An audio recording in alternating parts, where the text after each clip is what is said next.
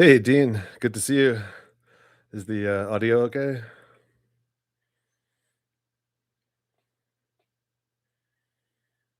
Ah, thanks, Alvar. I appreciate that. Good to see you too. Let's see. Uh, just getting things set up.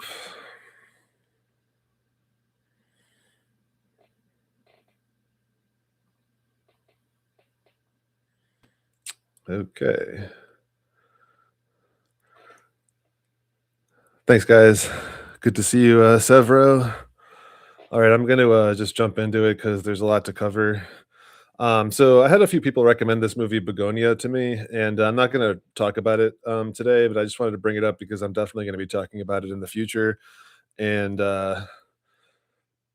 It's, it's quite a movie, like, if you're interested in all this symbolism and the stuff I talk about on this channel, then I definitely recommend watching it because I'll be spoiling it in the future, so, um, fair warning to, check it out because it is worth it, and, it's it's got a lot of interesting stuff going on in it. It's almost like, one of us wrote it. There's so much, interesting stuff in it, but, moving on, what we talked about in the previous stream was the, major pattern in the Mandela effect of the letter A turning into this mountain lambda symbol. And I showed, tons, dozens of examples. And here's, four big examples.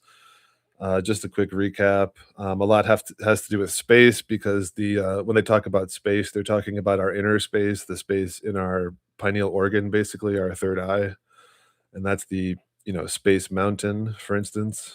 So in this Space Mountain change, we have the space and the mountain, and there's other changes there too, or things to consider. And here's a bunch of other examples: Alien Resurrection, The Island, Star Crystal, Dream Theater, Demolition Man, Twisted Metal Black. These are all things that refer to our inner space and the North Pole Mountain, both inside of us and on the Earth itself, and on the world stage, of course. Excalibur, Soul Calibur. A lot of changes refer to the soul. That's another huge pattern. And of course, Excalibur is the blue beam. It's King Arthur's sword that's pulled from the stone, which is now an anvil. And the stone is Rupus Nigra, or the mountain on the North Pole. And this change I just didn't include, I forgot, but it's a pretty big change. It's the Valero company.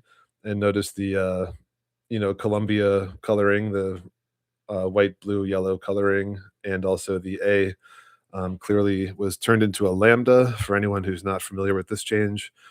And the name Valero means, and so we got the Columbia colors, we got the and brave. The word brave is huge. The familiar with that. The A's look different in that as well. Although mountains, it's a different change, and I've talked about it before, and I'm sure I'll mention it again. And the word valor comes up with this Valero. It's basically the same word. So brave, valor, the Columbia Christ coloring, and the mountain. And here you can see the history of Valero. So it's pretty obvious that, um, in 2018, that's probably around when the change happened. So they changed their logo. Why would they? All of a sudden, they just wanted to do lowercase lettering instead of uppercase lettering. They changed it because of the Mandela effect.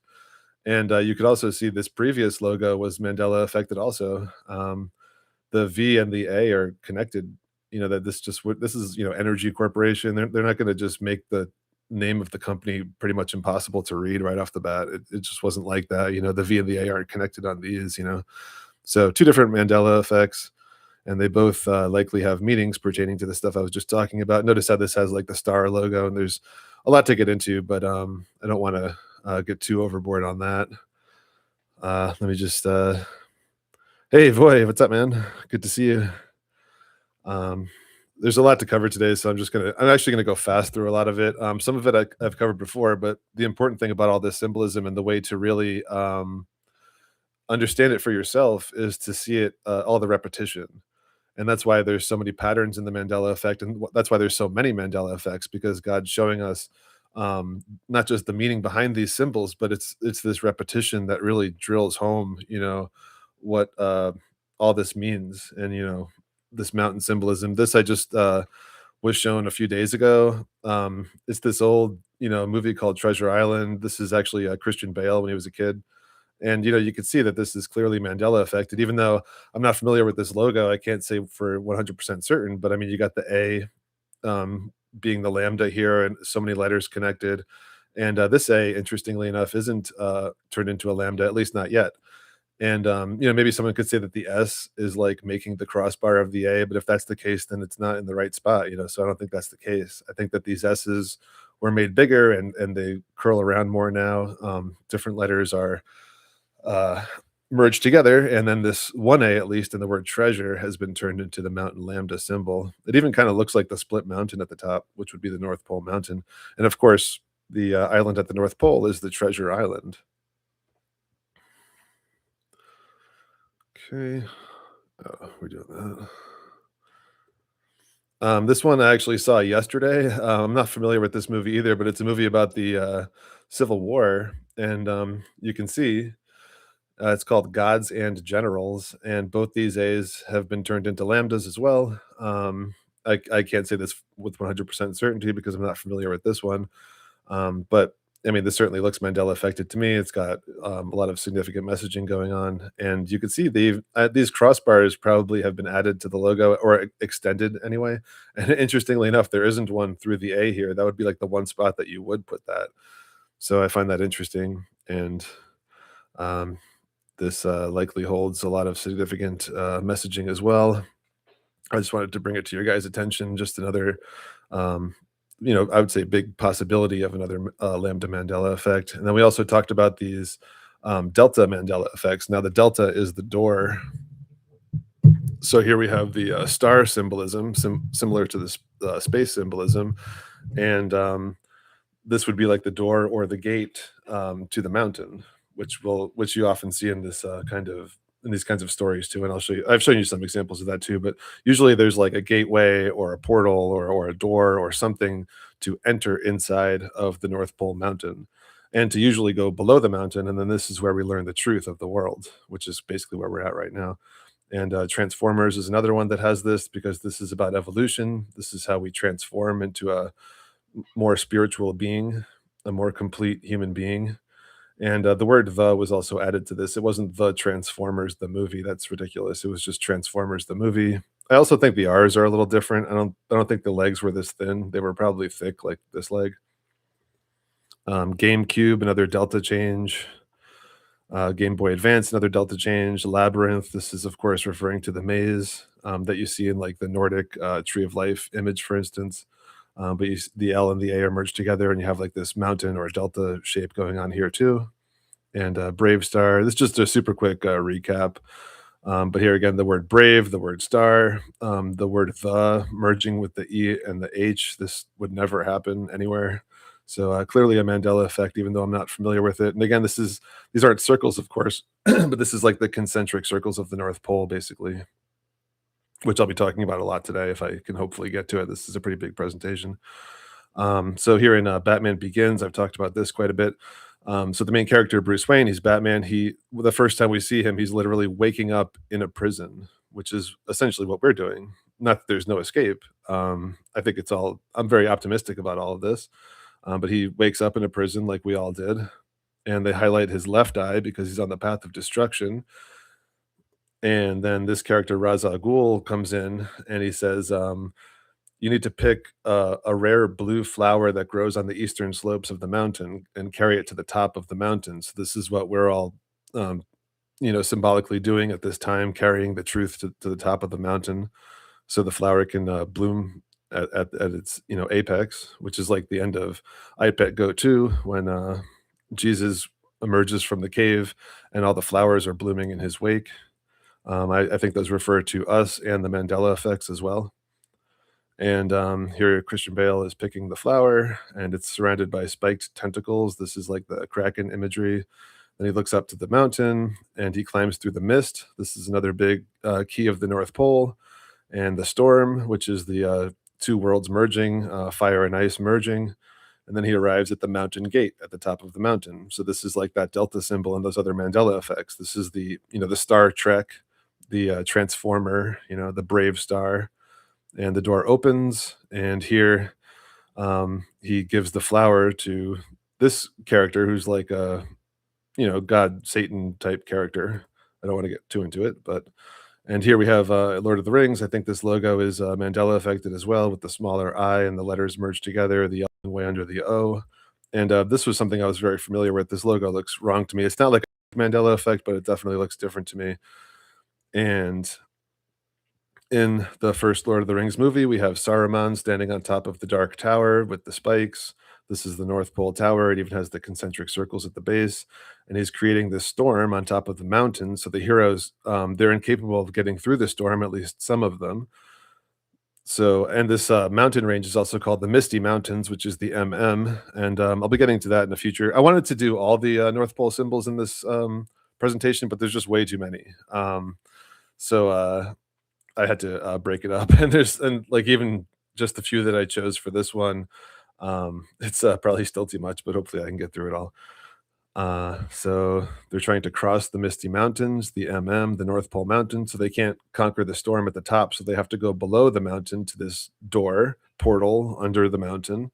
And there's all kinds of Tree of Life symbolism here too. This is actually like a hammer and an anvil, and there's a lot to look at there if you're interested.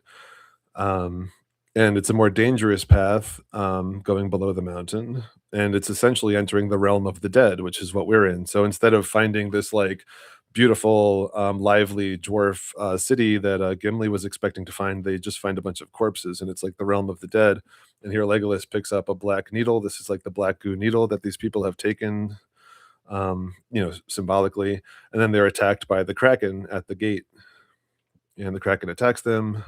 I've shown a lot of this stuff in this presentation before, which is why I'm going to go through it pretty quickly. But I think it's important to understand, to really understand these North Pole symbols, because then you could see them for yourselves. If you watch something like Lord of the Rings or a Star Wars movie or a Marvel movie or whatever. I mean, it could be like a Twin Peaks or a True Detective or something that's more, like smarter written or something. But as long as like millions of people are watching it, it's going to be world script media and have all this same symbolism. And it could be like kids movies too, like a Lego movie or Sonic the Hedgehog or Pixar or something like that too. It's everything from G to NC-17 and everything from good to terrible. It's all got the same symbolism. As long as millions of people, millions of eyes have looked at it. And here we have like the bow and arrow, attacking the Kraken essentially. But this is like blue beam dome symbolism going into the Kraken, but I'll get into that in a future presentation. And just to recap too, this Attack on Titan cover, this also has the delta shape Mandela effect going on in the connected T's here. And this is one that I wasn't like 100% sure on, even though I've watched this show and it looks Mandela affected to me. It's just not like a super 100% change for me. But then this person commented, and this is why I like bringing up the stuff that I'm not 100% sure on, because he says, "Dude, I still can't believe all the A's in my Attack on Titan manga collection have changed into freaking triangles. They were never like that ever, and the T's are connected." And he goes on to explain another, some other examples with the Attack on Titan. But it just shows how we all have different memory sets, we all have different life experiences. So um, if I'm like 90% sure of a Mandela effect or 50% sure, you might be 100% sure of it. So it all depends on what we're familiar with and our different memory sets and all that, which is why it's important to look at it as a whole. And all I can do is say, my own memory set of what I'm 100% sure on, or 90%, or 50/50. And this is also a change too with the word Titan. This movie Clash of the Titans, I think this first A is bigger, but then this second A is definitely changed with the longer leg here. It wasn't like that. And of course, this is about Perseus with the sword and the Medusa head, which is the Kraken. So it's again the blue beam versus the Kraken symbolism, which is in just about everything. So what sword did Perseus use? It was called the harp. I don't want to get too into this, but it's just interesting to know, because the word harp comes up a lot in many different ways. I don't want to get too into that. So here's just some examples. This is from the movie itself. This also might be like an added dot here between of and the. I don't know why that would be there either. Now here's one too to take note because I don't think anything has changed, but this is the old Clash of the Titans movie poster from like 1980 or so. And I don't think there's anything here I would say looks like a Mandela effect. So it's just interesting to take note of because it's something that might change in the future. And same thing in this movie either. But you could see, of course, the word Titan, and I don't think there's a Mandela effect here. So I'm just saying in the future there might be. But also the cover is you have the male and female union making the M handhold. You let's see if I just tilt it a little bit, then you could see how this cover is actually about the blue beam at the North Pole. And see if that translates. Okay, yeah. So again, how many things are about the blue beam, and again, drawing in this word Titan, and the word giant is also part of this pattern as well. So getting into this presentation, this is the Close Encounters main one of the main posters, but I wanted to use it because it exemplifies how this North Pole mountain has many different symbols that pertain to it. So we have like it's like the dead sawed off tree. So this is like the world tree, but we're in the world of the dead, so it's the dead world tree or the tree stump.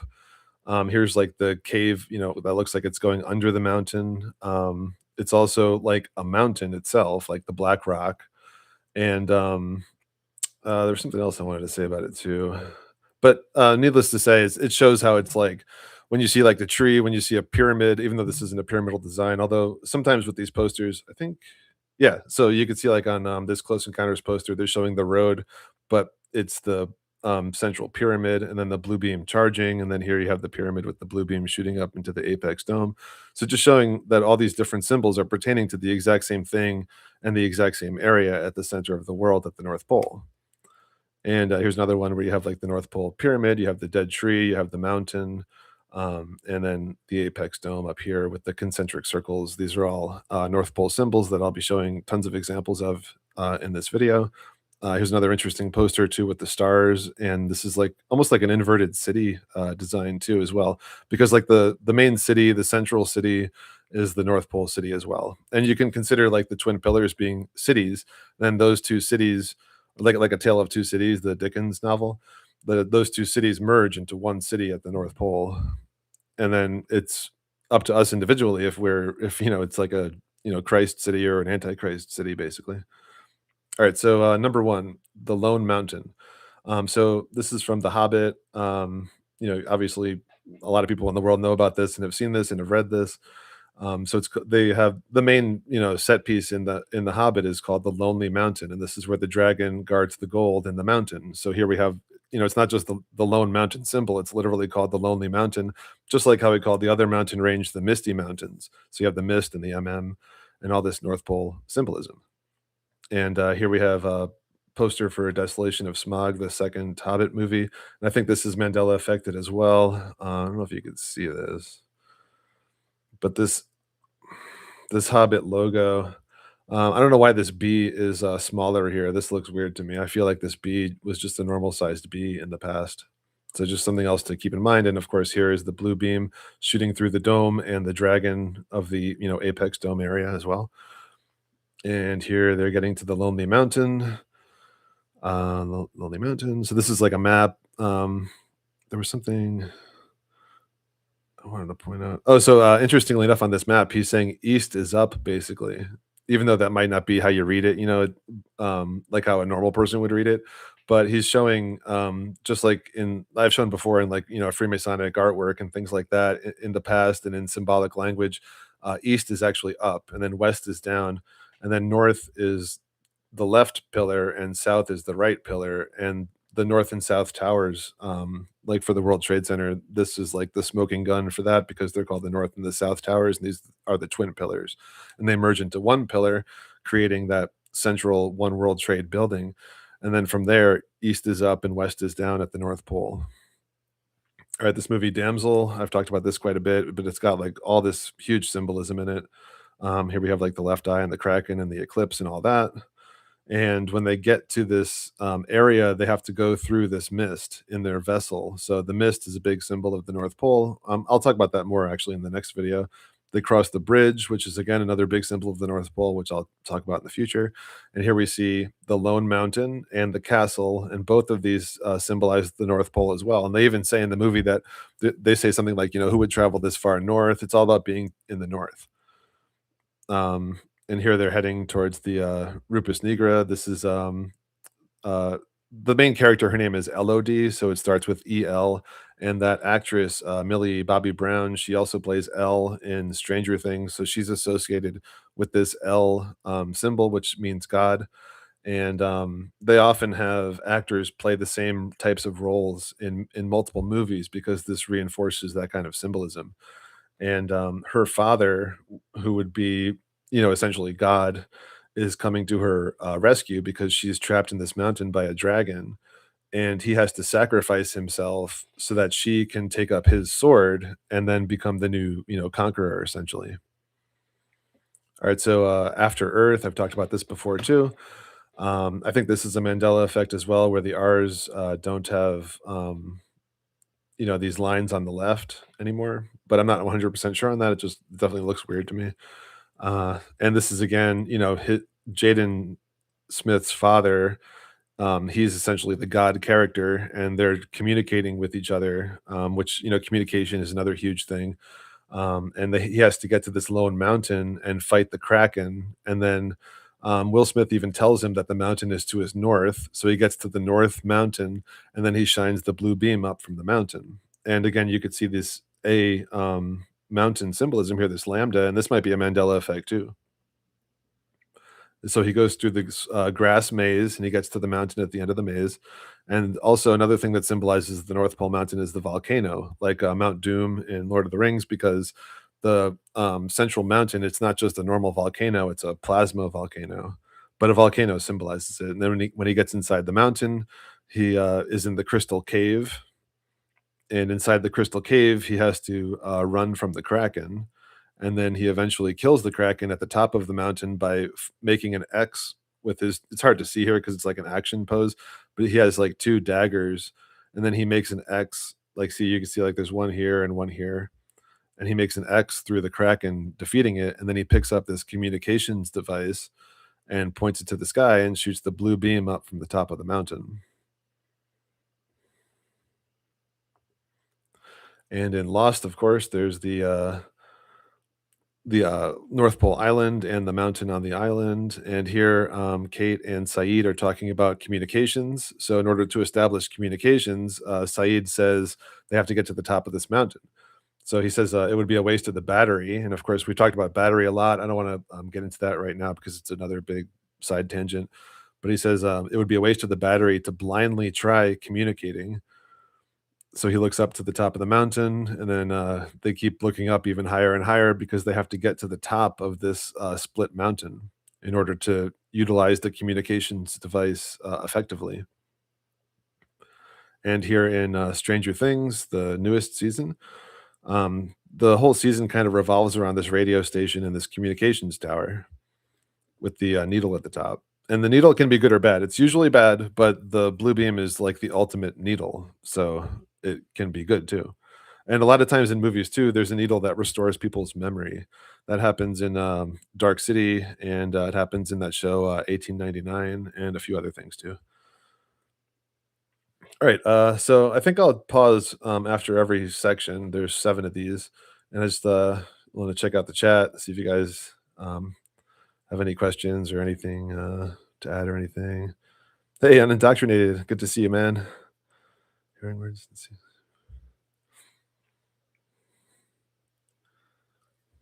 Yep, definitely repeating patterns. It's on purpose.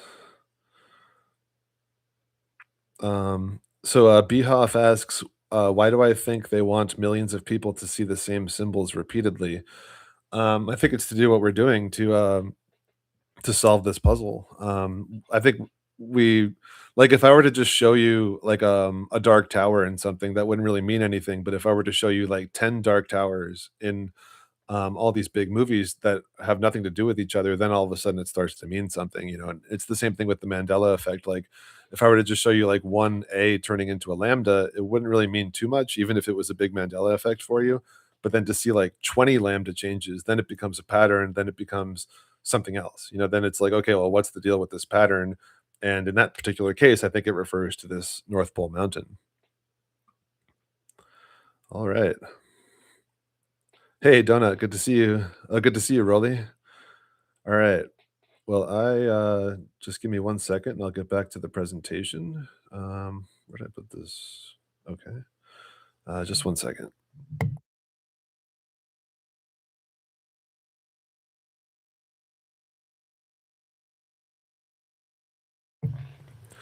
All right. So number two, the lone island. So when you see like a lone island in one of these stories, it's usually going to be the North Pole Island. And something to consider too, it's not if it's like just a lone island, then like who cares? But if it's a lone island and there's mist and there's a kraken on the island and there's an X on the island and there's some kind of bullseye symbol on the island and whatever else symbol, like then it's certainly a North Pole story. You have to see like multiple symbols in order to you know justify saying that. It can't just be like one. You can't just see like an X and say like, oh, that's about the North Pole. There's usually like 3 to 5 or more of these symbols at the same time. And there's a lot going on in this poster. I've talked about this before. When Mr. Incredible, or I forget what his name is, but when the father comes to this island, you have the mist and the clouds around the island, and it's also the green land. And of course, Trump is still talking about buying Greenland or taking it by force because Greenland is symbolic of the North Pole, and they also want that land because it's right next to the North Pole because they know something big is going to happen there pretty soon. That's why China and the United States are trying to buy up or take up as much of this territory as possible. And also, like Trump being the Antichrist on the world stage, it looks like he's wrapping up world peace here soon. And I'm not saying it's a good thing. But it looks like all the countries and drug cartels and gangs and stuff are being done away with at this time because they're wrapping up the world basically in the Antichrist world peace. All right, so here's the Lonely Mountain in The Incredibles, and when the father gets to the island, one of the first things he sees is this big X on the ground because X is a huge symbol of the North Pole that I'll be talking about later today. And then right when he finds the X, he gets attacked by this robot Kraken entity or whatever robot.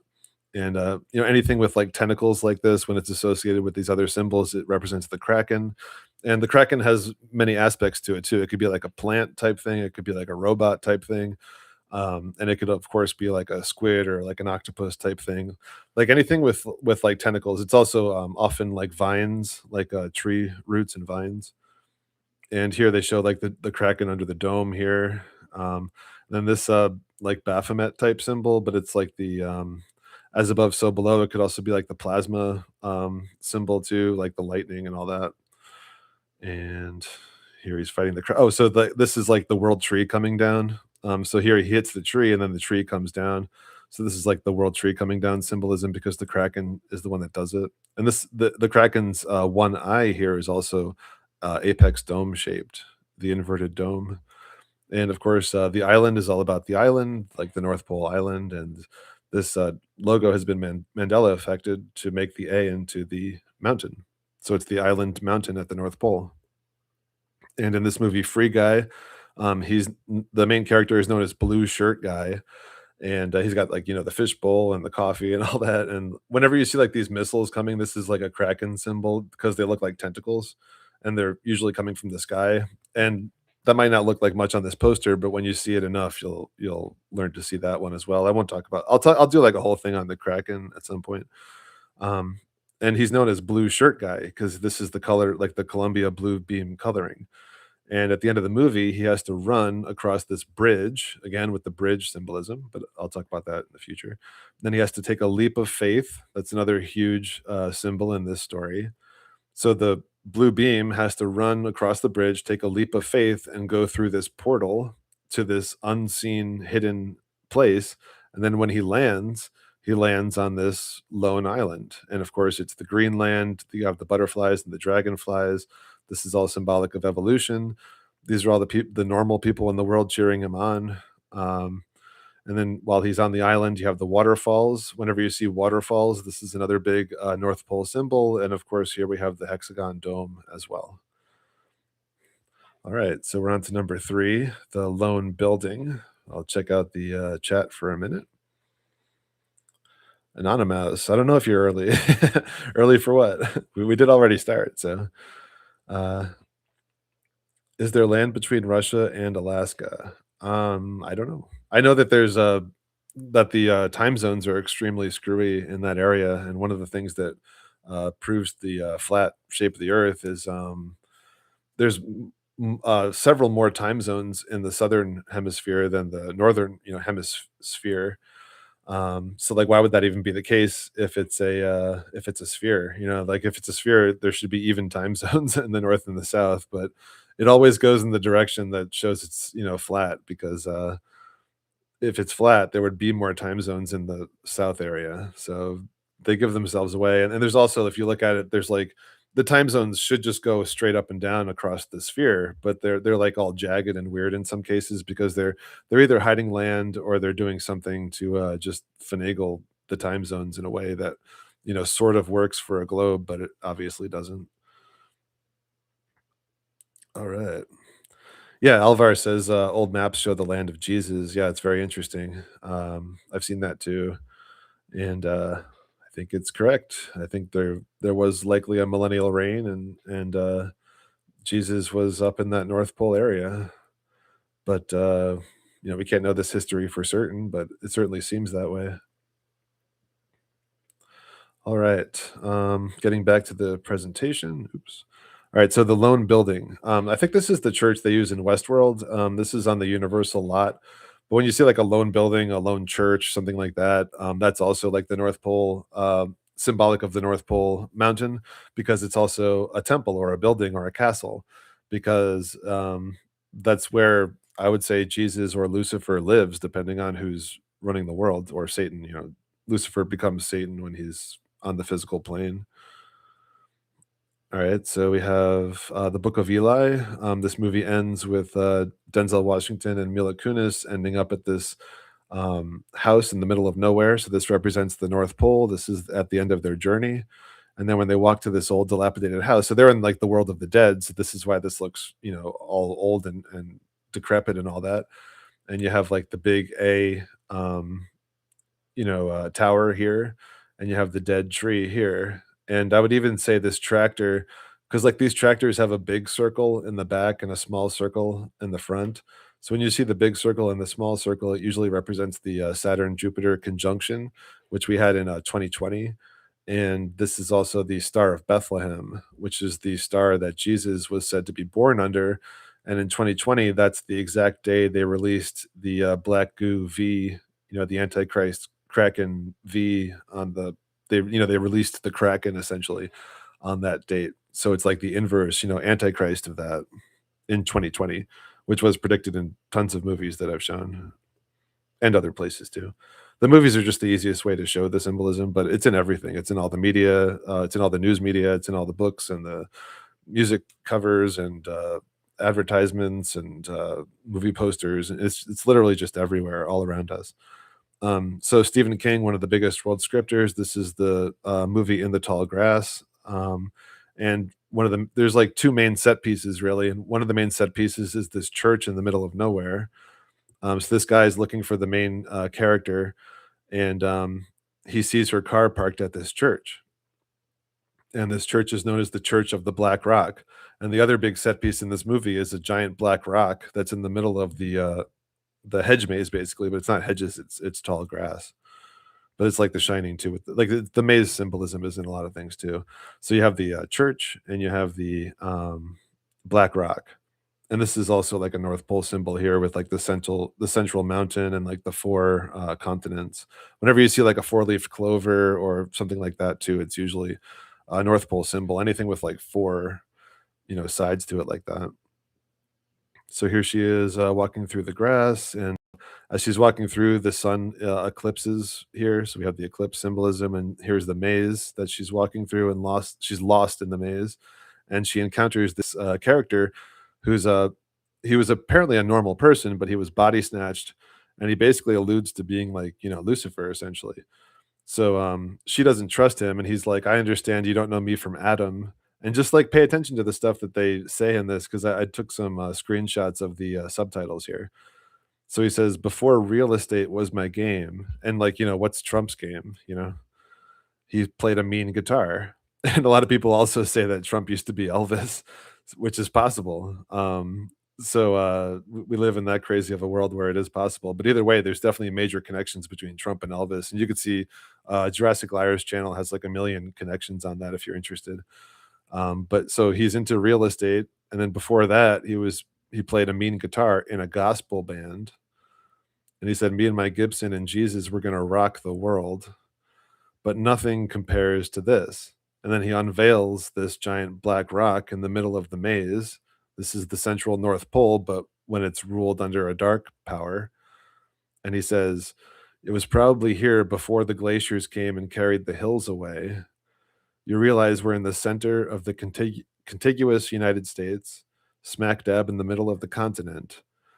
I'd hazard this stone is the center of the center." So that's this, the center of the center of the world. And that also relates to this Target Mandela effect.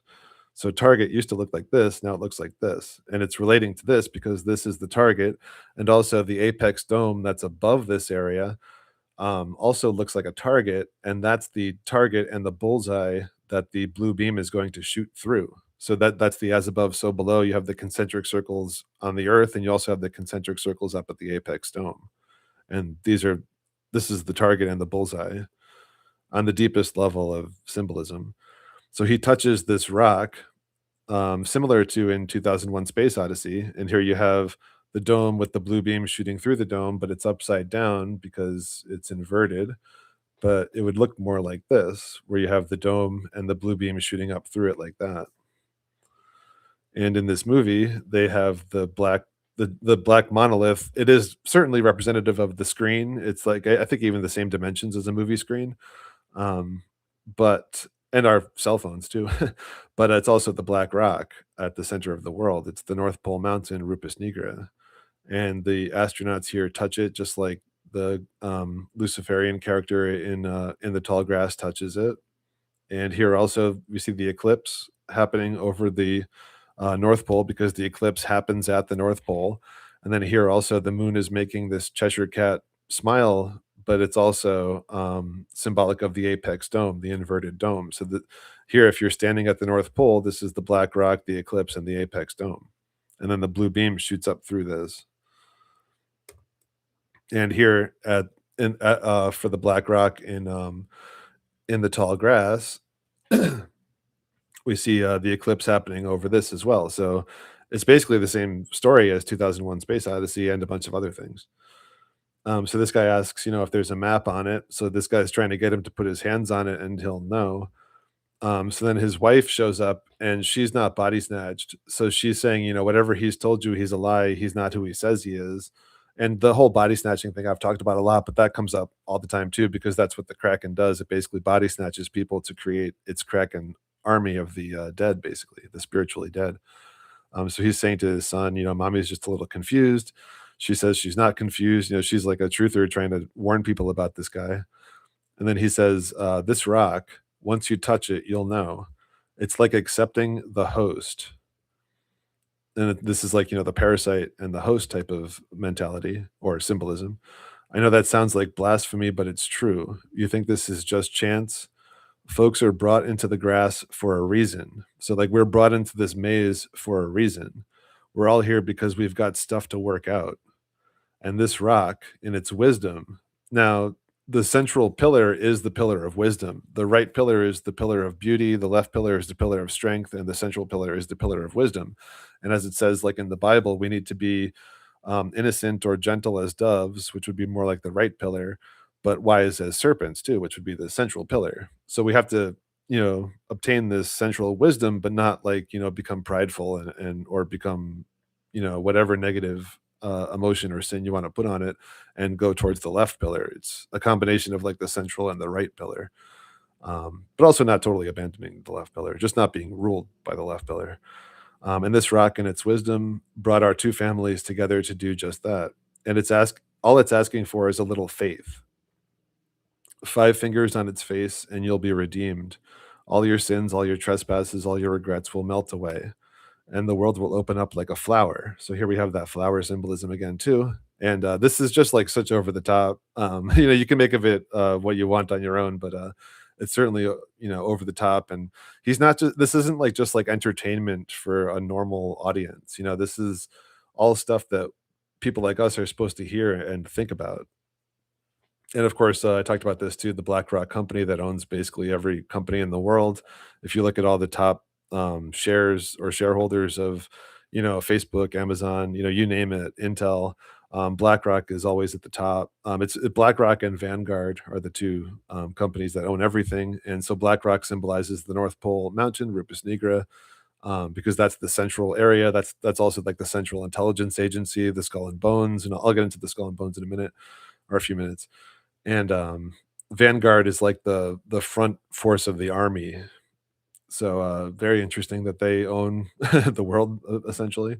And then we have the War of the Worlds here with the Kraken tentacles. So this is like the alien tentacles, but also the vines. In this movie, like vines start growing really quickly, and this is also symbolic of the tentacles of the Kraken. And here in this poster too, you could see the Vesica Pisces forming between the merging of worlds.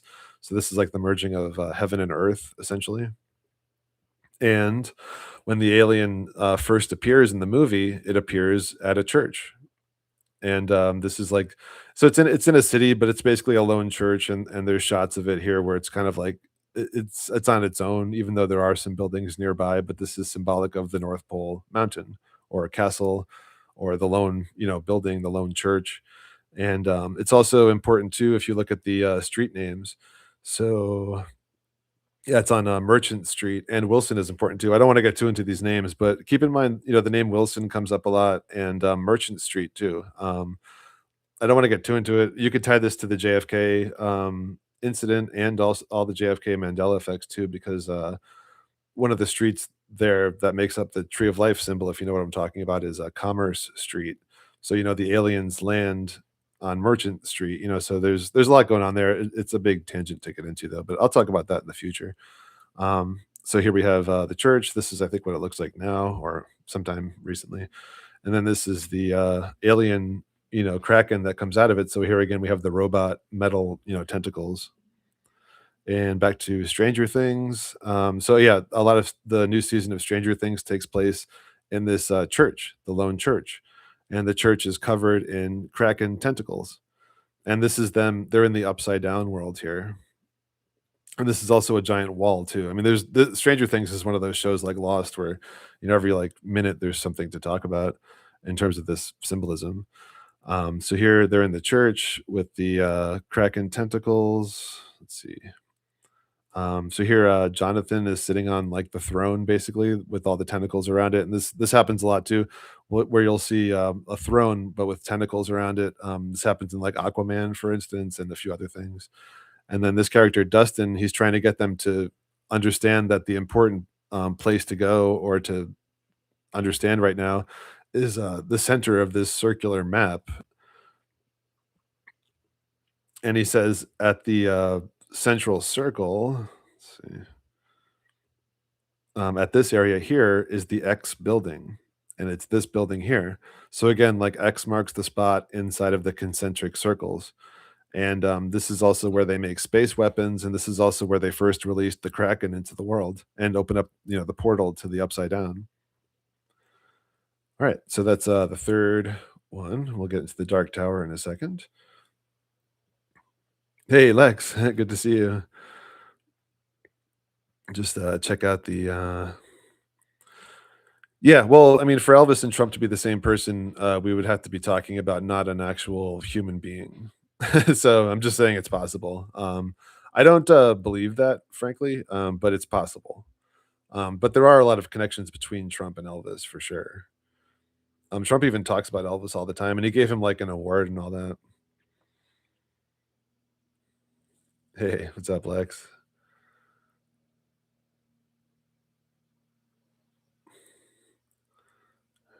All right. Yeah, somewhere in North Greenland for sure. All right, so number 4, the Dark Tower. So this is from Lord of the Rings. This is Saruman's tower I was talking about before. It's inside the concentric circles, like the North Pole map. This also is like the dartboard symbolism that I'll be showing you guys here in a bit. So here's the Dark Tower poster. This is like Stephen King's like biggest um book series. It's like a 7 book series, and arguably the most work he's put into anything is, and it's called the Dark Tower because he's all about this North Pole symbolism. And here we have Matthew McConaughey. So he's got the MM, so he's representative of not just like the Antichrist, but also the North Pole Mountain, the MM. And then Roland, his weapon are guns. He's known as the gunslinger, but his guns are actually made from the steel of Excalibur. And then in the movie, he has to protect this kid whose name is Jake Chambers, and Jake Chambers is the JC. And Jake often makes this symbol, and he doesn't know what it means. He says, there's this central tower, and then this kind of like concentric circle dartboard shape around it. And then Roland looks at it and he goes, "It's a map of the world." So they just hide this map of the world in plain sight, constantly. And he explains to him how in the center of the world there's this dark tower, and that there's basically a force field barrier around the world, and this is the dome. And then he says, if the tower comes down, then the dome goes away, and then monsters will be able to come into the earth. And he picks up this tarantula and puts it on the edge of where the dome would be, and then the tarantula starts walking into the earth.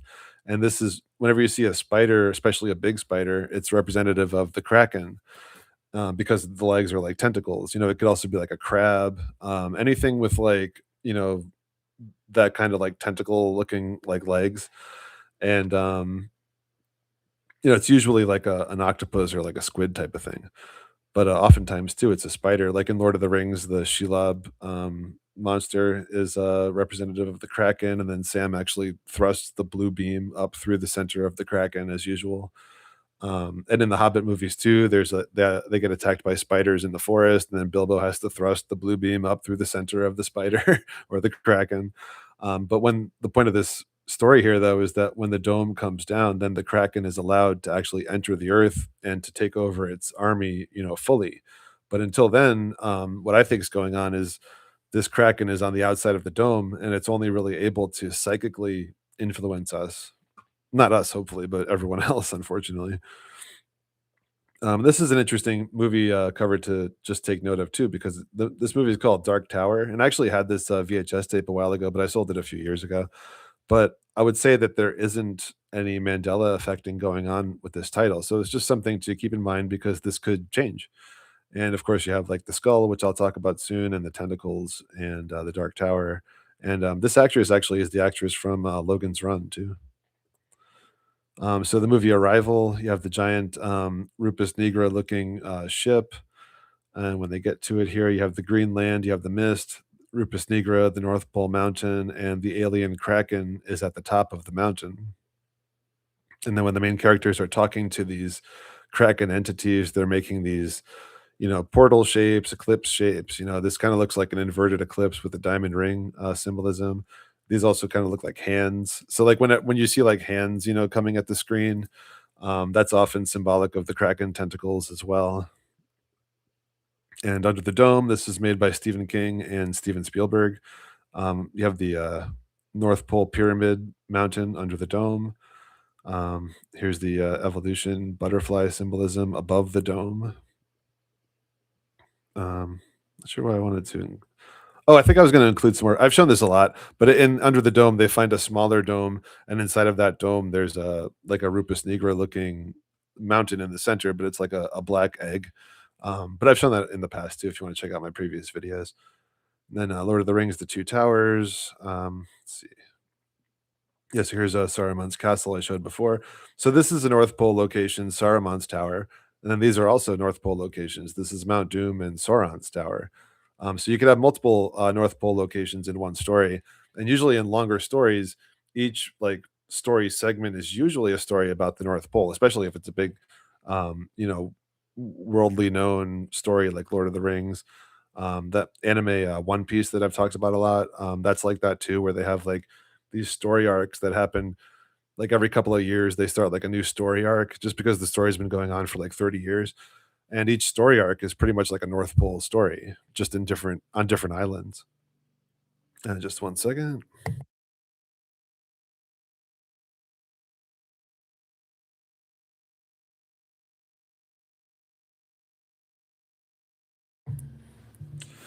All right, so this movie, I'll just call it the S Squad, just to not trigger any weirdness from YouTube.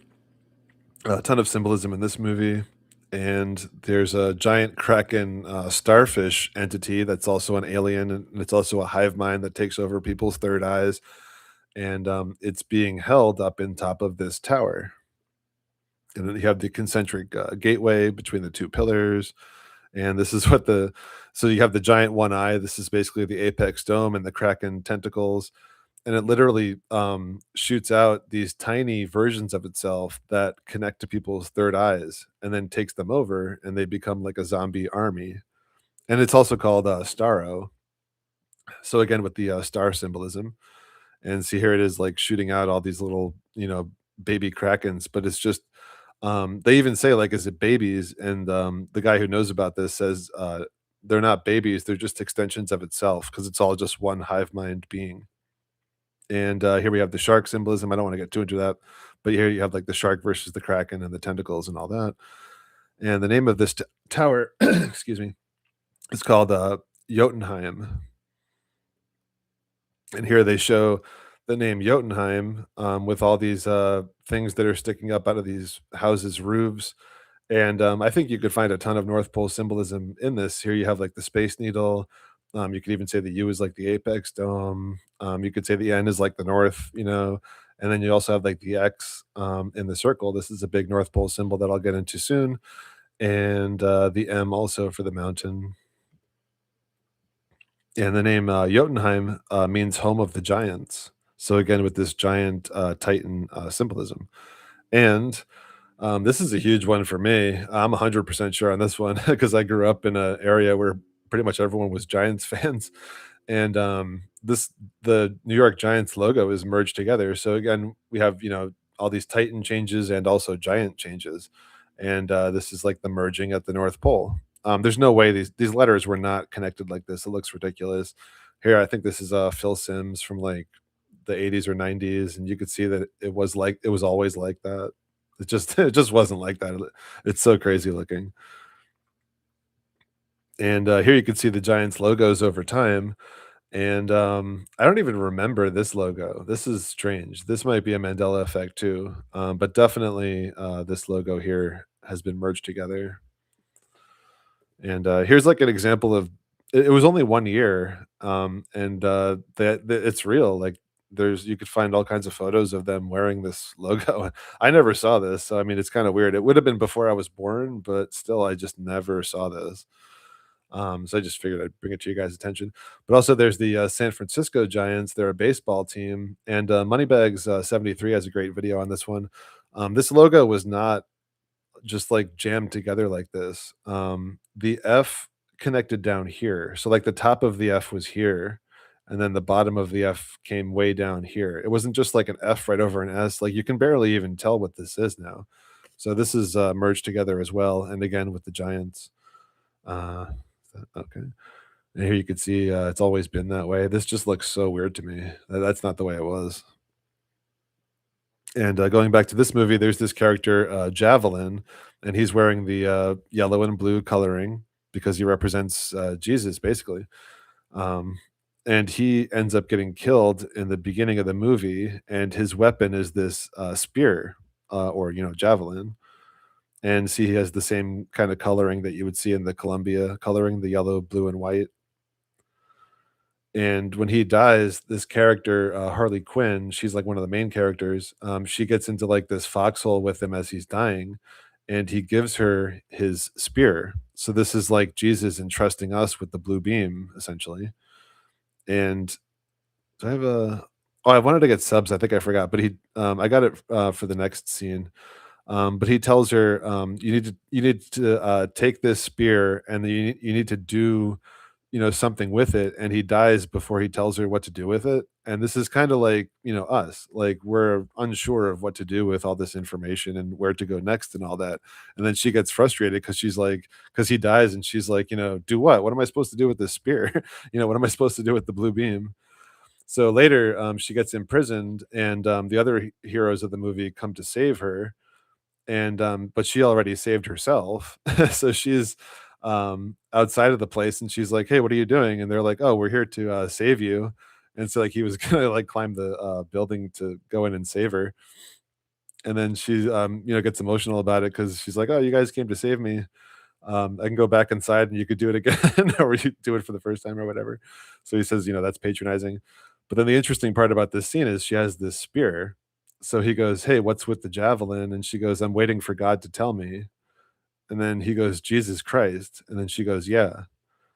And then she says, "Or him or any of them or whatever." But interestingly enough, they're talking about, God is going to tell her what to do with this spear. And then they even say Jesus Christ. Like you wouldn't really notice it, but in a lot of these movies, they literally just say Jesus Christ or Jesus Christ. Like it comes up constantly. And like, so why would they, harp on that so much if it wasn't, what's actually going on here? And then at the end of the movie, she has to take the spear and jump. She has to do like a leap of faith off of this. It's probably a bridge. I don't even remember, but she does a leap of faith with the spear through the Kraken eye, through the apex dome. And if you tilt this like this is basically what's going to happen in our world. The blue beam is going to shoot up through this apex dome area. And then when she gets into the eye, I don't think I have it here, but I've shown it in the past too. But when she goes into the eye, it's basically like a paradise. And in this Venom movie I've talked about a lot. So we're still on the Dark Tower, I think. So there's this Dark Tower. This is actually the Needle Building in San Francisco, and it's just like the Lego. In the Lego movie, there's the giant black tower where they have the Kraggle or the Kraken at the top. It looks just like the Venom movie. And then this is Venom right here. He's basically a black goo alien jacket, and he climbs up to the top of this needle, and he sits on top of the needle like a drop of black goo. And then he looks out at the bridge, and the bridge represents a bunch of things because it looks like a DNA, which it definitely I think represents. And he says, "This is the end of your world," something like that. But the bridge is also like where the captain commands the ship. Like in Star Trek, Picard goes to the bridge to make his executive decisions. And Picard also has the crystal now too, which is another big Mandela effect, and that also relates to the bridge, the crystals in the cave. And here's the Kraggle from the Lego movie. I've talked about this a lot. And it's released on Taco Tuesday, which is the TT, which is 2020, which is actually when Trump, President Business, released the Black Goo V. And here's all the tentacles coming out to inject the unsuspecting population. So here, the Devil's Advocate movie, where they actually filmed at Trump's personal residence. And the devil in this movie works or lives in the Dark Tower at the top, and the devil is like the Kraken, and you have the PP Pentaplaza, the Antichrist, and the symbol for this law firm is the split North Pole Mountain, Rimpus Nigra. And then when you walk in, this is kind of like the split mountain too, but there's also the dome with the four corners. This is like the four rivers and the four continents at the North Pole. And here's where they filmed in Trump's private residence, as if you could just go and film in Trump's house whenever you wanted. Like that's just so ridiculous. I've talked about it before. I don't want to get too into it, but like if you really think about it, it's absurd.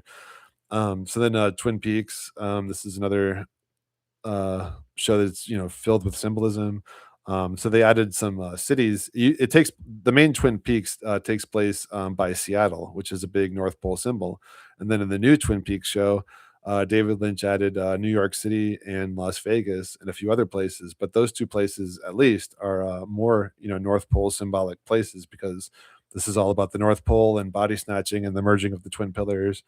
And the main Antichrist character owns like a giant dark tower skyscraper in New York City. And here, if you want to look up like the Twin Peaks wiki, it was kind of hard to just find an image, and I didn't want to go through my DVD set. It just takes a lot of time, but you could look up this on your own if you're interested. I would recommend just watching the show, frankly. I mean, Twin Peaks is like one of those shows like Stranger Things and Breaking Bad and Lost, where you could just find endless amounts of this world script symbolism. All right, so number 5 will be the Skull Mountain. Let's see. Just checking out the chat. Hey, let's see.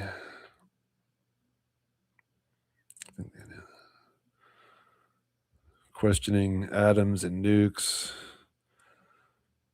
I think, my personal opinion, I think atoms exist, but I don't. I question, the subatomic particles and all that. Um, I think that there was, some kind of part of the Kraken in the V. Yeah, I do. I think that they. I think also that the V'd up people, like they had like that shedding warning where it was like, you know, they could like infect you with their coughing and stuff, like the people who didn't get the V. But I think that was. I think basically the Kraken is in all of us, but it's not something to be worried about. I think it's a necessary part of our evolution. And the people who got the V are going to be cut off from the good plasma that eventually comes. But the people who didn't get the V will undergo this, somewhat painful evolution and traumatizing evolution. But then when the blue beam erupts, I think there'll be a pretty big reward for that evolution.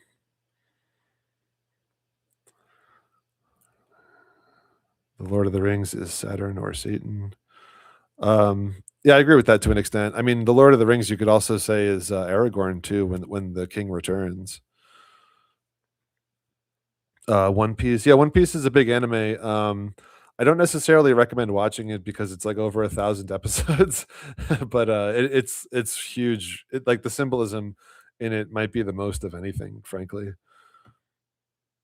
One Piece is actually so big. It's bigger worldwide than like Batman or Spider-Man. Like it's in terms of like comic books, it's like number two under Superman, of all time.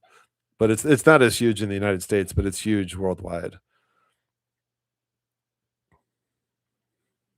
Circle the cross. Hey Jay, what's up, man? Yeah, for sure. The Tet, and also like something I learned from Jay is the original design of the symbol for the Tet, which is the ninth letter in the Hebrew alphabet. It's an X in the circle, and I'll actually be showing a bunch of that too coming up. Hey, supernatural Bible changes. What's up? Atomic theory. Yeah, I can't recommend getting into One Piece. I started reading it and watching it like back in like 2010, so it wasn't so bad. But there was only like a few hundred episodes at that time. Every like 6 months or so, I kind of catch up on it. But yeah, it's a huge story. Of all the things I would recommend, I can't really recommend that one. It's just too long. But yeah, all right. So back into the presentation. So the Skull Mountain. This is from He-Man, and the reason it's a Skull Mountain is because, in my opinion, we're in the world of the dead. So it's like our head is at the North Pole, and if it's a skull, that's like symbolic of death or like spiritual death. So I think like Jesus essentially saves us from this land of the spiritually dead. And here's One Piece, which I was just talking about. So this dragon guards the North Pole Mountain during. This is like the biggest story within One Piece. It's like the longest. It took like a few years to get through the whole story, and this dragon character, he also has the X on his chest here, and I'll show you some stuff here. I've shown it in the past too, but his name is Kaido, and this is what he looks like normally. He's a giant, and then he can turn into this dragon, and then this is the Skull Mountain where he basically rules from, and also there's the giant sword and the circular mountain range. So this is the North Pole island area, and here's another view of it with the skull and the horns, which would be like the apex dome and the mist surrounding it, and also the storm and the sword and the stone. And he makes these concentric circles that basically emanate from him, and then he uses those circles of mist to lift up the island out of the water and into the sky. So it becomes like a floating island. And then here's the plasma lightning. And then his daughter is saying that he's going to relocate the island to the flower capital. And then this is what the flower capital looks like. It's like paradise, basically. You have like the mountain and the beautiful scenery and the dome over the castle. This is like the North Pole. again. So it's like bringing the evil North Pole to the good North Pole, basically. And he's saying, let's usher in a world of violence. And he also, in this show, it's about pirates. So like each like villain has like their own pirate group, and his group is called the Beast Pirates because he represents the Beast system. And also he has like this his skull and crossbones has like the eight um like eight tentacles, basically like the Kraken, essentially. And like all these characters are heavily symbolic too. I don't want to get too into it. It's like an endless amount of symbolism. And this is another part in One Piece, a totally different story within the major story. And this is about them going to a sky island, and the sky island's map looks like a skull. And then there's all tons of North Pole symbolism in that too. And in order to get to the sky island, they have to go up literally the blue beam. And then now they're presenting this as water, not plasma, but this is the plasma blue beam that shoots up from the North Pole. This is like paradise here. And it goes up into the apex dome. And then their vessel has to fly along with it to go up. And when they get to the top, they get to Heaven's Gate. So I mean, it's like the symbolism is just so over the top. So here, this is another movie, Kong Skull Island. You have the pyramid, you have the North Pole Mountain, essentially with the M and the under the dome and the twin helicopters. I've talked about this before too, but King Kong lives on Skull Island. And here we have the storm. There's a perpetual storm that surrounds the North Pole Island, and these military people have to fly through this storm. And here you have the plasma. It's the lightning. It's a plasma storm. And when they emerge from the storm, they get to the North Pole Island, and here's the split mountain where King Kong lives. And here's all the mist. Oh, I didn't want to get too into this, but this is the end of the movie where they're basically being rescued, and you could see like these three helicopters. And this is like, I think, the three lights that are often depicted in the Apex Dome, like with the Tetragrammaton type of thing. And like when Neo gets pulled up from his pod into Morpheus's ship, they show like three lights. And it's also like the dead lights in the It movies. They often show these three lights, and at the end of Lord of the Rings too. Well, at the end of the third Lord of the Rings movie, when Frodo and Sam are on the volcanic mountain, and they're basically about to die, there's like three eagles that come, and it looks similar to this also, to come and rescue them. And here's the misty North Pole split mountain and King Kong. So at the end of the movie, they zoom into King Kong's eye. So they zoom into his right eye because he's Christ's character. He's like the waking up of, Christ consciousness. And they show the eye over the split mountain. This is the portal, and then the portal becomes the eclipse. And then you go into that, and then I think they play the credits right after that. All right, so He-Man. This is also the Skull Island, the Skull Castle, and this logo is Mandela affected too, by the way. And this is also like the Columbia, white and blue coloring. But these letters weren't all merged together like this, and it's the Masters of the Universe. And here we have the Skull Castle with the plasma, and He-Man. His name is Adam, and he's got the sword, and the sparks, and the plasma. And Skeletor is, of course, the representative of that Skull Island as well, and the world of the dead. And here, the newer Conan the Barbarian movie. This is like the Skull Mountain as well, but he's like standing on a mountain of skulls. And I talked about the older Conan with Arnold. The logo is Mandela affected. I don't want to get too into that, but if you're familiar with it, definitely check it out. But in the beginning of this Conan movie with Jason Momoa, who's another big world scripter, because he's like Aquaman and like a ton of other stuff too. He's in Game of Thrones and a bunch of interesting stuff. So they start the movie off by showing this North Pole Island, and then the North Pole Island disappears, and I think they even call it Atlantis. And then they show like so then they show this castle island under the dome, and you see the layers of the firmament, basically, with the stars and the sun and the moon in them. And this is how the movie starts. They're giving you like you know the preamble, or to the story, but they're really telling the truth about the world. And then this castle, North Pole Castle, gets destroyed by fire, and then it becomes this dark tower where the Kraken villain rules from, and he's like basically taking over the world. and they show this kraken shape, and then they show the title of the movie, and then the end of the movie takes place at this skull mountain. And here you have the waterfall, and you also have the dead tree. So this is like the dead North Pole area, and this is where the climax of the movie takes place. And this is the main villain, and he's got this kraken helmet basically, and he captures this princess who's like the love interest of Conan, and she has like this divine blood, and he puts her blood like a sacrifice in this kraken mask, and it's also kind of like black goo looking. And then these tentacles come alive and they wrap around his face, and he becomes like this kraken overlord. And there's like even like a third eye thing here. And then his daughter, she represents the needles, so she has like these long like needle fingers like this. So the two villains are essentially the Kraken and the Needle. And I'll talk about this again in a few minutes. And in Prometheus, if you've seen this, this is one of the Alien movies. All the Alien movies are heavily symbolic too, like this. And where they find the alien black goo is at this Skull Mountain. So again, with the North Pole Mountain, this is where they merge the two worlds, the alien world and the human world.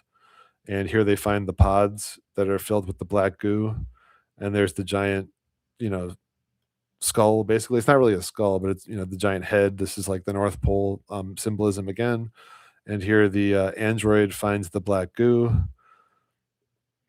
and here you have an interesting monument to the alien, but it's also very North Pole. Here you have like the North Pole mountain. It's like this statue basically. And then they take the black goo out of this area, and then this huge storm follows them. And then they're heading, towards this Saturn, planet. Here's the world storm. Um, he's basically doing the 666 sign in the in the world storm. And also, where Jesus was crucified is known as Golgotha, which is the place of the skull. And it's also said that this is where Adam's skull likely is. Where does it say that? Oh, yeah. So it resembled the skull or marked Adam's burial place. So there's really interesting stuff here. This. So this is apparently Golgotha, and I don't get too into this stuff, but I mean, it does look like a giant skull, and you can check that out for yourself and come to your own conclusion on that. But it's certainly interesting. See, it looks like this basically. It's not the best picture, but all right. So number 6. Now we'll get into the X symbolism. I'll just check out the chat.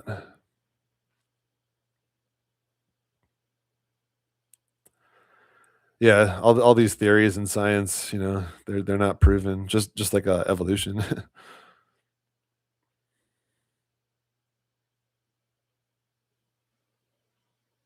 Oh, I think you're right, Alvar. I think the alien ship is known as the Tet in Oblivion. I've seen that. I saw it a long time ago, but yeah, I think you're right on that. That's a good call.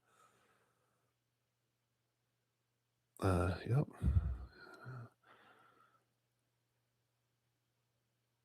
Yeah, Jimmy's pointing out that I'm, shadowed here on YouTube. I think that's a definite. My channel like never gets recommended to anyone, and people even like say that they've like searched for it and can't find certain things, and they sub to the channel and then they get unsubbed from the channel and they don't get the updates.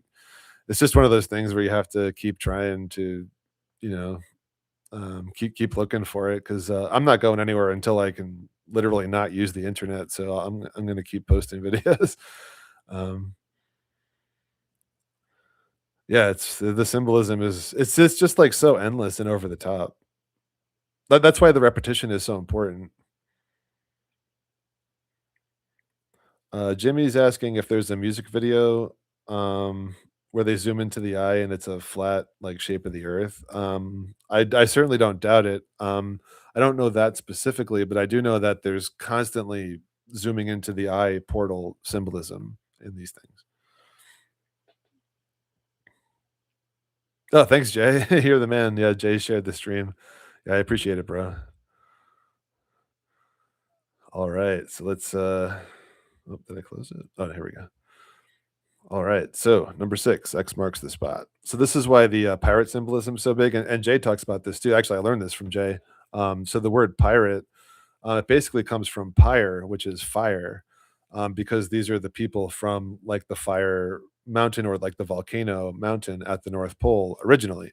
And they even say, like, if you pay attention to that, that's why One Piece is all about pirates, for instance. But it's also like I noticed in I think the second Chronicles of Narnia movie, at the end of the movie, the lion, who's basically the Jesus character, he's talking to the camp of the saints, and he's saying that you're the descendants of the original pirates who came from like the North Pole Mountain, basically.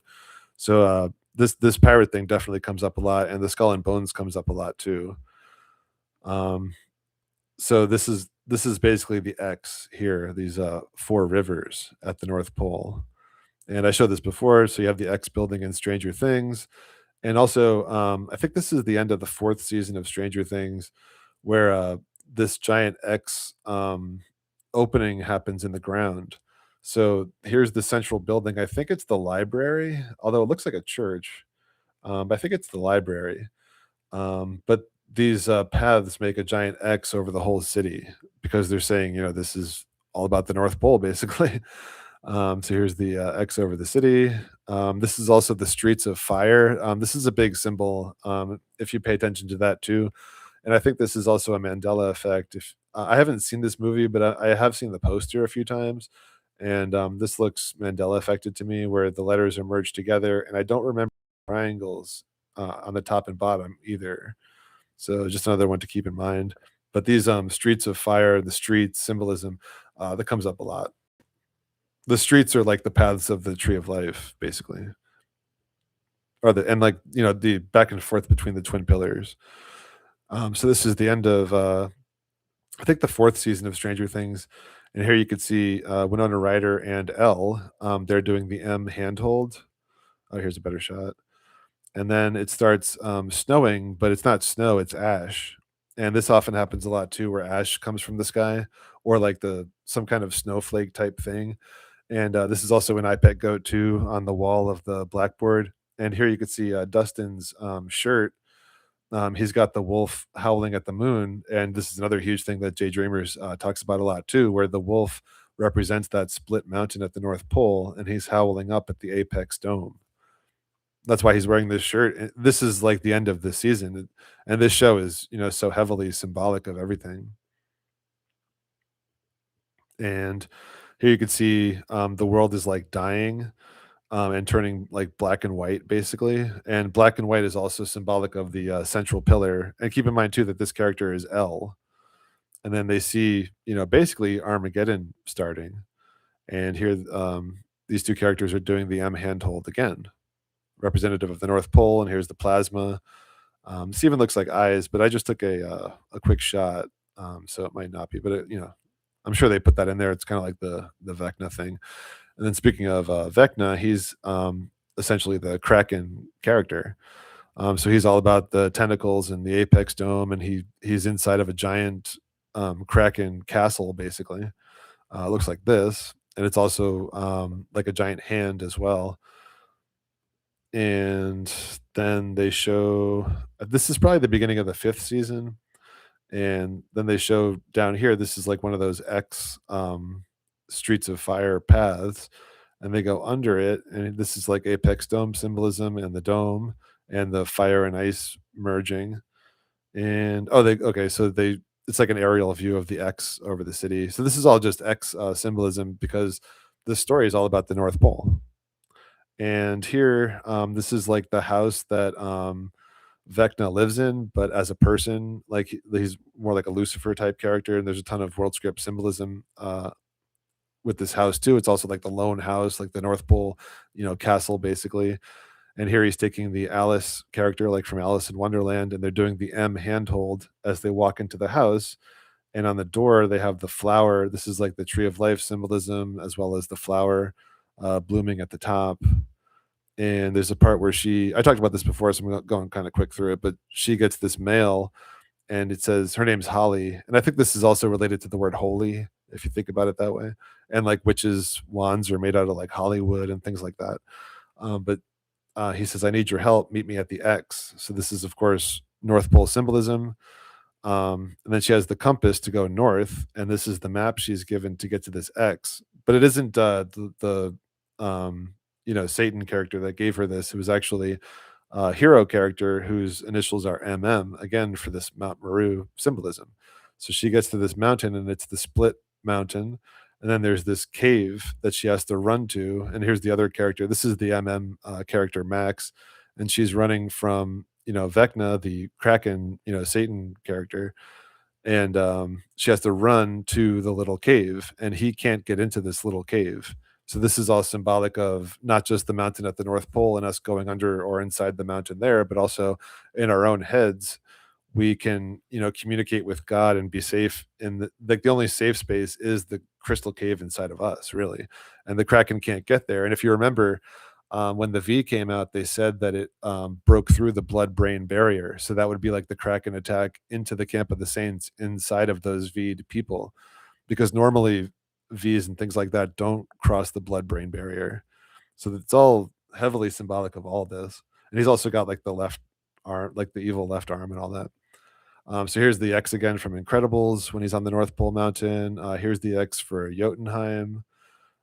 X-Men is of course a huge one. This is like the main X-Men symbol, the X in the circle, and they're all about like the Professor X character. His school is like the North Pole sanctuary, basically for the special people. Here's another. I just found this off Google real quick, but it's like like this round table they sit at that's symbolic of them at the North Pole. I don't know a lot about comic books, frankly. Um, so here's Deadpool and Wolverine. A ton of symbolism here. So Deadpool, he's got like the X swords on his back. He's also got the red and black coloring for like the Antichrist or left pillar. And then Wolverine, his character in this movie is all about the Wolverine character being like resurrected, basically. And he's got the yellow and blue and white coloring like the Columbia. And like the Wolverine character, he pretty much never wears this yellow costume, but they had him wear it for this movie, not just because it's new and interesting, but because of this symbolism. And they also show him with the 3 and 3, like the 33, because he's like the Jesus, character that's being resurrected from the dead, essentially. And the movie starts out with Wolverine being dead. And here's another big poster for this movie, and you have the X symbol, of course. And they end up at this North Pole area, and this is the dead giant Ant Man, and they lift up this helmet, and it's Ant Man's skull. So this is just like the skull castle that we saw, in He Man and a bunch of other things. And then out of this skull castle, you have like the stairs that go up into the mouth or like the belly of the beast. And this is where the Luciferian evil twin of Professor X rules the North Pole area in this world. And then after she comes out, I've shown it before too. I think I don't have clips of her, but after she comes out, then an eclipse happens, and there's this giant smoke Kraken entity that shows up. So again, we have the Kraken and the skull and all these other symbols at the North Pole. And the smoke Kraken comes to attack everybody, and the two characters, the red and black and the yellow and blue, join together to get on this sparking rocket ship, and then the rocket shoots them up out of this area to escape this Kraken entity. And here we have the Xavier School for Gifted Youngsters that I was talking about with the X and the concentric circles. Here's a better look at the sign. And also, you have the Salem Center. This is kind of like Jerusalem Center. And I've shown the Salem's Lot book too. That's a big Mandela effect, because now I don't have it here, but if you check out the book covers for Salem's Lot, there's now an apostrophe in front of the S.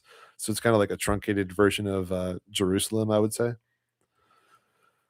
And here we have Breaking Bad. This is mainly the devil character and then the Jesus character. Oh, so I wanted to show this too, because a lot of the times the symbolism, it doesn't have to be an X, but this is like the crossroads. So like the X is like the cross in between the twin pillars at the central pillar, and you could cross, high or low, or in the middle, I guess. But preferably high, I would say. But this also looks to be Mandela affected. I mean, this is strange, like where the R goes into the O, and then the A here, the A crossbar shoots back into the O like this. I mean, this is weird. I don't know why it would be like that. So it's definitely a possible Mandela effect. And do I have okay. Well, I don't want to get too into Breaking Bad, honestly, but just to bring up this crossroads symbolism. I've talked about Breaking Bad in the past, actually. If you want to see a lot on Breaking Bad, if you're interested, check out my Painted Black video number 3, and there's a ton of stuff in that. It's amazing how much stuff is in Breaking Bad. Actually, I wish I had the time to rewatch it, frankly. But here we have the Antichrist character in the new Star Wars movies, and he has the red cross. So the blue cross would be the one that goes, up with the blue beam and with Jesus, and then the red cross is the one that goes down towards the abyss, essentially. And this would be like the blue cross, but this is just like some image I found quickly on Google. And it's even like the sword and the stone. And and just a quick example, like I showed, I think in the first live stream, just a bunch of these celebrities and famous people, and some of them are often caught wearing like the upside down cross because this is the Antichrist cross, the one that goes down. That would be the red cross. All right, so Wonder Woman, I have the fire and ice and a bunch of other symbolism, of course. And here's the sword and the stone symbolism. And Wonder Woman, she lives on the island of the Amazonians, and the Amazonian island is symbolic of the North Pole, or at least like the North Pole continent, and it's protected inside of a dome barrier of mist that people can't see through. It makes it invisible. So here's like the dome barrier here, and here's like some Germans, I think, who are trying to find this island, and they're like in the mist, and they don't realize that this paradise is like right next to them. So here they show the X in the circle. And when this German soldier reaches out to grab this X in the circle, he sees that he goes through this barrier, and then all of a sudden he can see the Paradise Island where he couldn't see it before. So he's like breaking through back and forth between the barrier, and he sees the Paradise Island where the Amazonian women live. And then this is Wonder Woman when she's a kid in the beginning of the movie, and she's like sleeping under this dome with the concentric circles. And then her mother reads her a bedtime story, and this is like the beginning of that Conan movie I was showing you, where they start the movie off with like this, preamble, intro story to kind of set up the story. So in this story, they show Mount Olympus, which is the central mountain at the North Pole. And this is basically Zeus fighting Ares, which is like the Jesus character versus the Lucifer character. And she says, long ago, when time was new and all of history was still a dream, the gods ruled the earth. Zeus king among them. So Jesus would be the king of kings. And Zeus created beings over which the gods would rule. So here it's like Zeus with the blue beam shooting down, beings born in his image, fair and good, strong and passionate. He called his creation man, and mankind was good. But Zeus's son grew envious of mankind and sought to corrupt his father's creation. This was Ares, the god of war.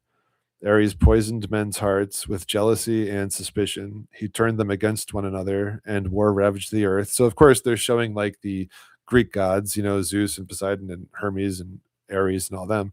But this is really just symbolic of the story of Jesus and Lucifer from the Bible. And she says, her mother says, Zeus used the last of his power to stop Ares.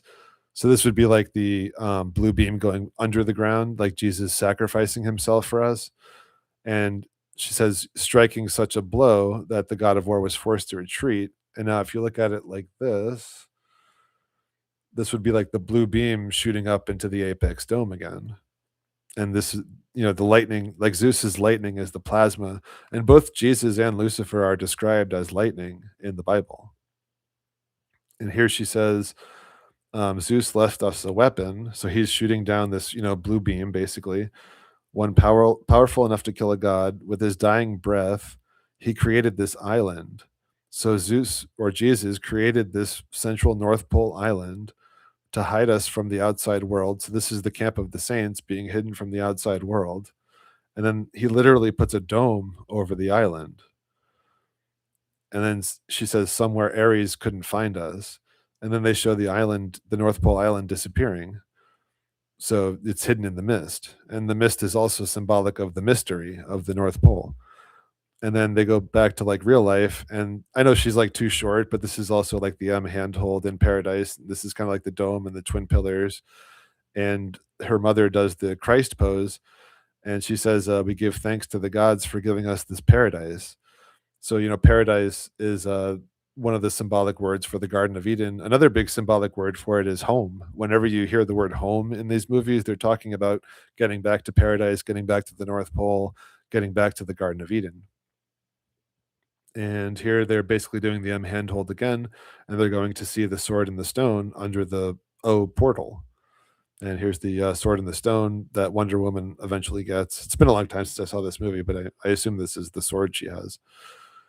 So going back to this Conan movie where he's standing on top of the mountain of Skull Mountain, basically. Oh, so this is the princess character. So the villains have the princess character imprisoned at the top of this dark tower, and this is the Needle Girl, and then this is her father, the Kraken, and then they have literally a giant X in a circle right behind her. So this is again the North Pole with the North Pole Tower, and you could even say this chain is making like a Vesica Pisces shape to symbolize the merging of heaven and earth. And this also becomes like a torture rack type of thing that they strap her to, and then the end happens at the Skull Mountain that I showed you.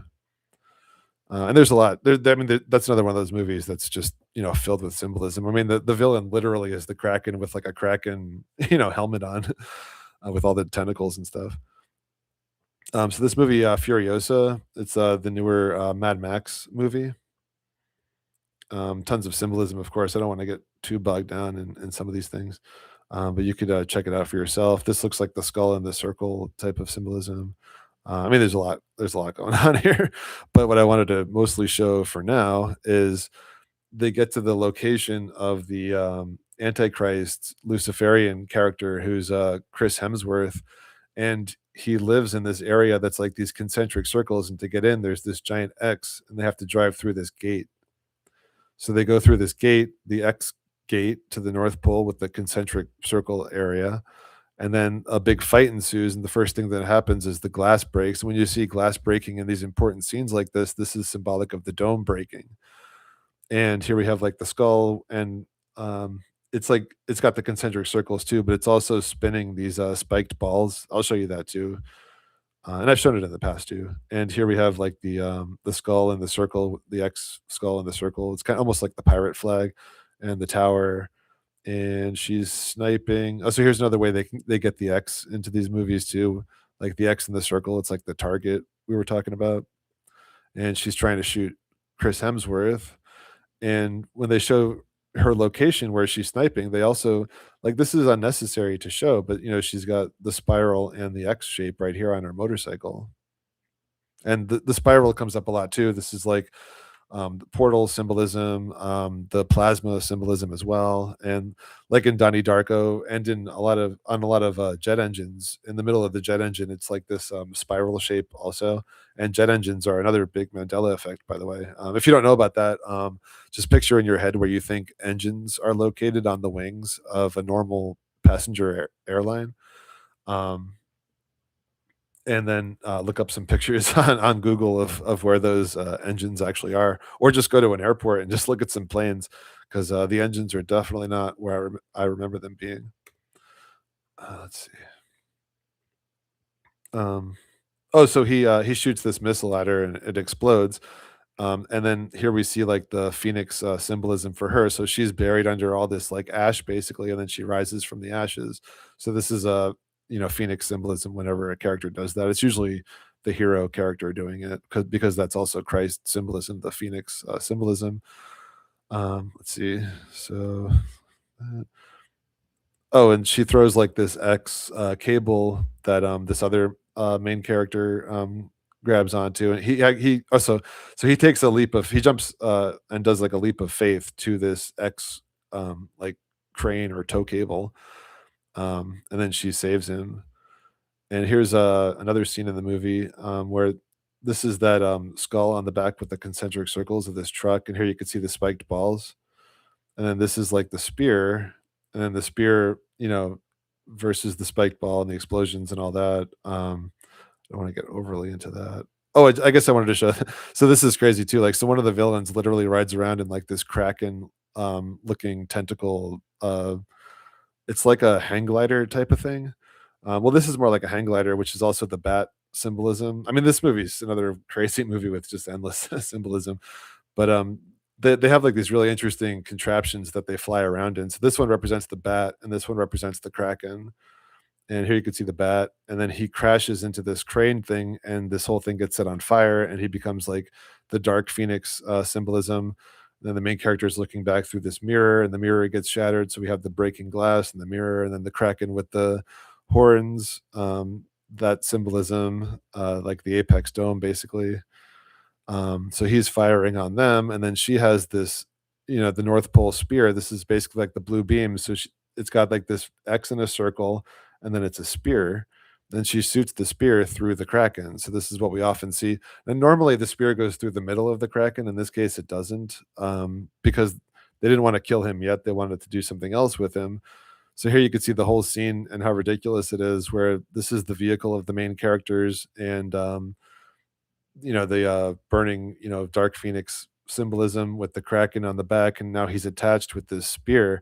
And then she pushes this button to make these spike, CV balls basically spin around, and then the kraken gets sucked into those spiked balls, and that's how he dies.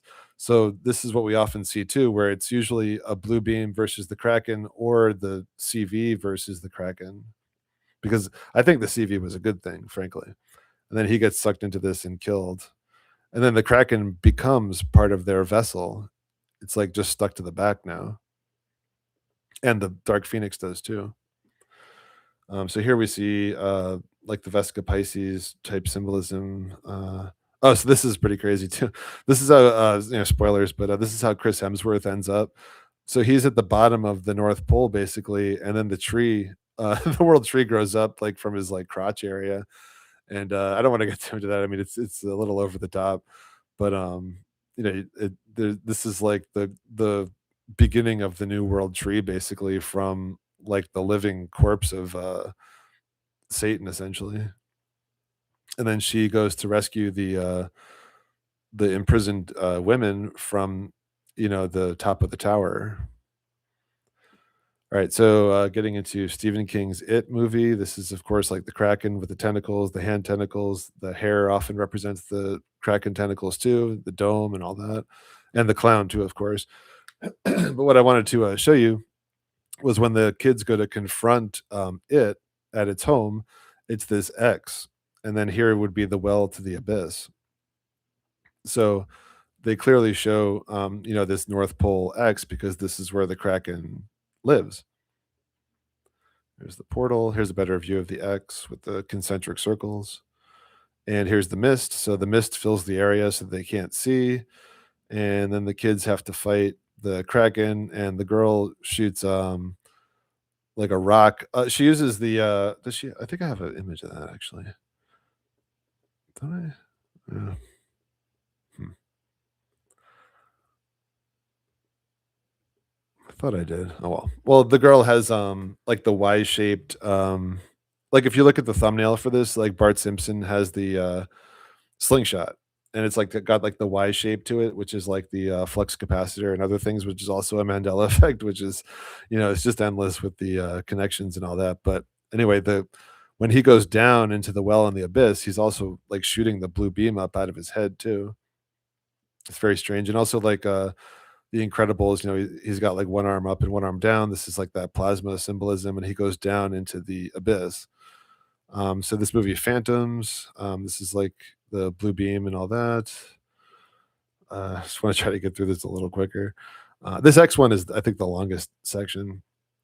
So in this movie is just all about the black goo and the needles, and it's really this is like an over the top movie. It's all about like body snatching with black goo, basically. Um, so they hear this. They're investigating this town that was basically body snatched, and they hear this song about yes, Jesus loves me, the Bible tells me so.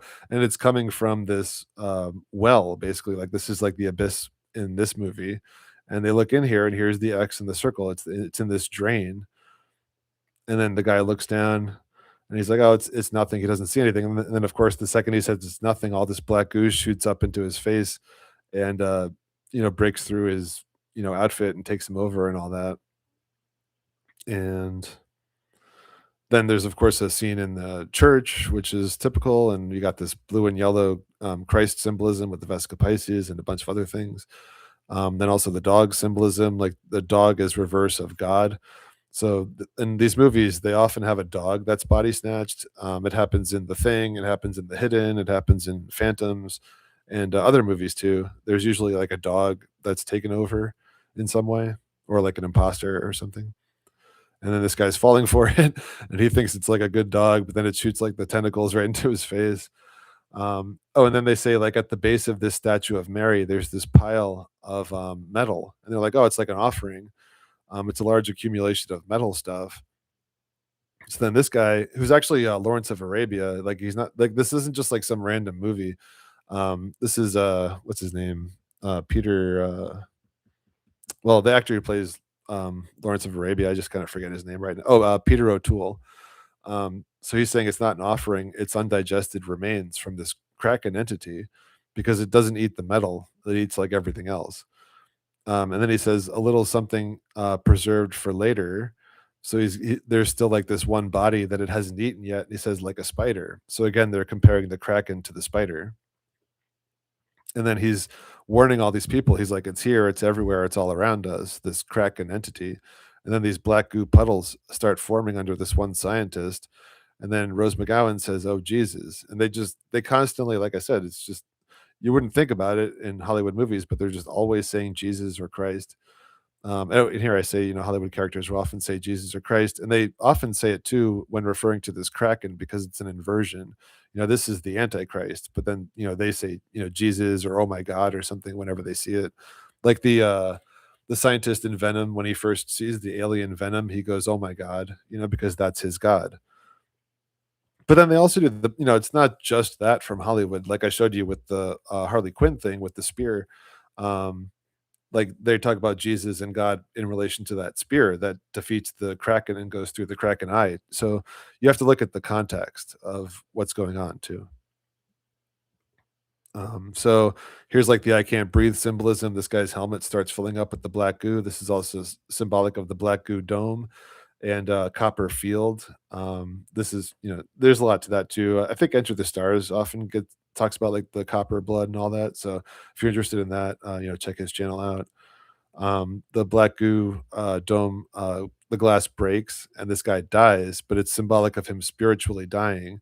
And then he falls and then gets resurrected and stands back up. And now he's one of the imposters. He's part of like the Kraken hive mind, and he starts talking to them, and he tells them to write the gospel because this Kraken wants to be God. It envisions itself as God, and he says, "Witness my miracles" and all that. So they're talking, and then also this Kraken is able to speak to them through computers. So here we have like the AI connection, which is what's going on in the world today. And in a distorted computer voice, it says, "Tell the world that the end begins here." So again, we're talking about the end of the world.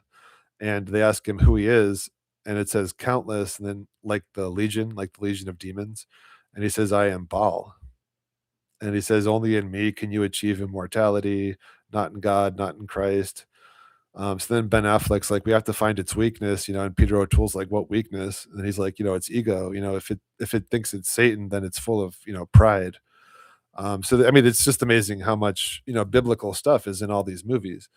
And then also in this scene, you have this is like the army of the dead. All these people are body snatched, and this is Peter O'Toole, and he's standing there, watching all these people. And then this blue beam light basically forms in the middle, and they're watching it. And then the blue beam shoots up from the center of this Kraken army. And then you could also see like the Kraken entity in this blue beam. So it's not like the greatest blue beam scene ever, but again, like they just always have some kind of blue beam scene in these movies too. And it doesn't always have to be blue too. Sometimes it's like magenta or purple or violet or something. And also sometimes it's like red because it depends on who's utilizing it. It's got more of like a red tone if it's like an antichrist type of thing. But again, you have to kind of just use your own discernment. But the base, symbolism is always there. And I think people like float up into it too, which is often something that happens like a reverse gravity situation. And then here, these two sisters, they have to fight this deputy sheriff who was like a real jerk the whole movie. So of course he gets body snatched, very easily and becomes one of the villains. And you could see the concentric circle dartboard behind them because this is all talk. This whole movie is about the North Pole, and his bottom half of his body basically became like kraken tentacles. So he's like slithering around on the ground like a snake, but with these, kraken tentacles. And this is also symbolic of like the lower half of the tree of life, like the roots of the tree of life. And this is what rules him because he was such a low, human. And this is really interesting too because a broomstick falls right over him as he's like slithering across the ground. And I know it's like weird and gross, but it is what it is. We live in a weird and gross world. um, but so he's going under this broomstick, and he says, "It's limbo time. How low can you go?" Now, like to the normal audience who's watching that, they think it's just like some joke about doing the limbo, but that's really a message to people who understand what all this symbolism about. He's saying that we're in like this limbo time right now in this world, like this space between worlds, this space between resets, and he's saying like, how low can you go? Like how spiritually low can you go, so that you get taken over by this kraken hive mind entity. Like how many, V's and boosters can you get? Like, how low can you go? And then, here's the girls, like, running from him. Here's a closer view of the, dartboard, the concentric circles. This movie Weapons, this was, like, one of the bigger movies that came out. North Pole, mountain, basically, the North Pole house, and in this North Pole house, this, clown, you know, entity, satanic woman, she lives there, and she has this world tree, this holly tree, and she uses this holly tree along with people's DNA to body snatch them. And this ties into a lot of Mandela effects also. So this is like the Xbox Mandela effect.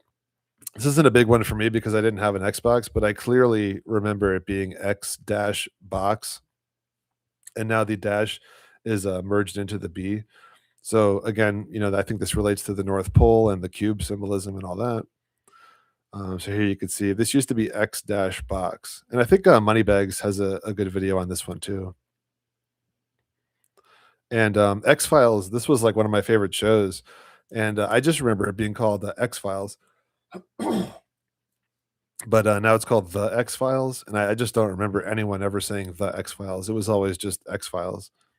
And of course, you have the X in the circle. And even if it was always the X Files, like it's not one that I'm 100% on, but even if it was the X Files always, it's still got that X in the circle symbolism of the world script because this is obviously a huge, show.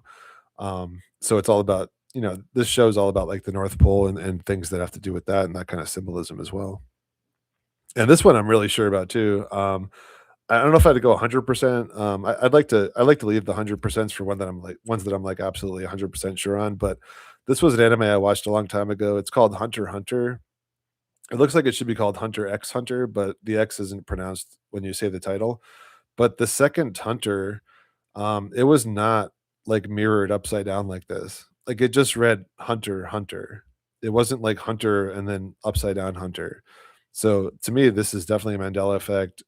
It's like got that mirror symbolism. It's got like the two T symbolism with the X in the center, and this show also is just filled with world script symbolism as well. This even looks like the North Pole, Emerald City type of thing. But there's a ton of stuff in this show as well. I don't know if I'll get too into it, but this is like one of the covers where it shows like the hunter being upside down, and this character's name is actually Crollo Lucifer, and he's one of the villains. Here's his like character page online. And the word Crollo or the name Crollo, it's actually just derived from the word Kuro in Japanese, which means black. So his name is basically Black Lucifer. And here's so they get like the whole point of the show, or one of the points, is that the characters take this exam and they become like official hunters. And then this is the card they get with this like double X and diamond symbolism and all that. And then this is like the main villain of the show. And he's basically like the Antichrist, and he's forming an army of asleep human beings, basically, that are like all hypnotized. And on his tail, he has this giant needle, and he kills people with this needle.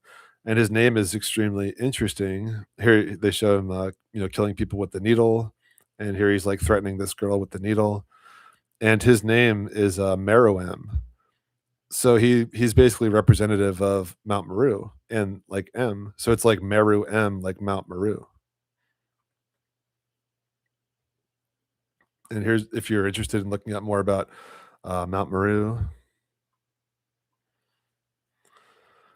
And at the end of the story, the whole story revolves around the main character searching for his father. So whenever you see that in a story, that's people searching for God the Father.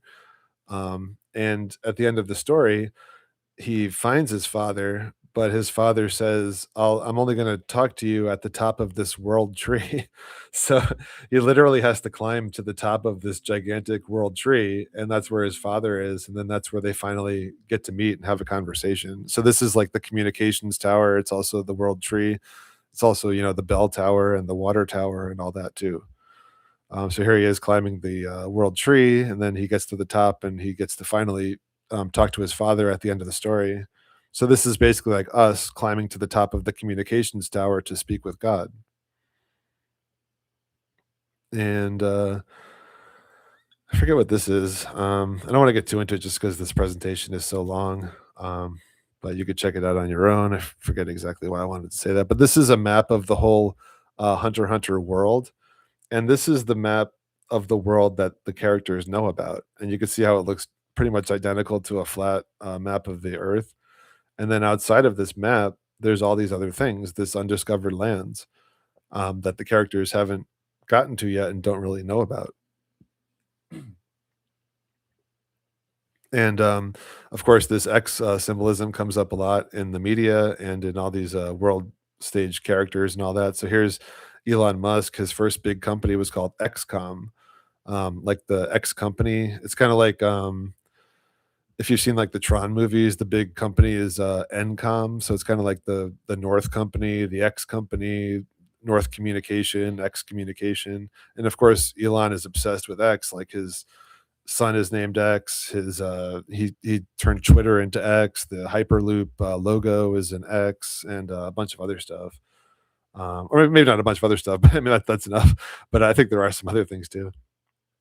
And this Chi Rho symbol, it shows the X with the P going through it. So basically, what this symbolizes, and this is something I learned from Jay Dreamer's channel too, is you have the X in the circle. So this represents the North Pole, and then the P is like the blue beam that shoots up through the center of the North Pole, and this represents Jesus's blue beam.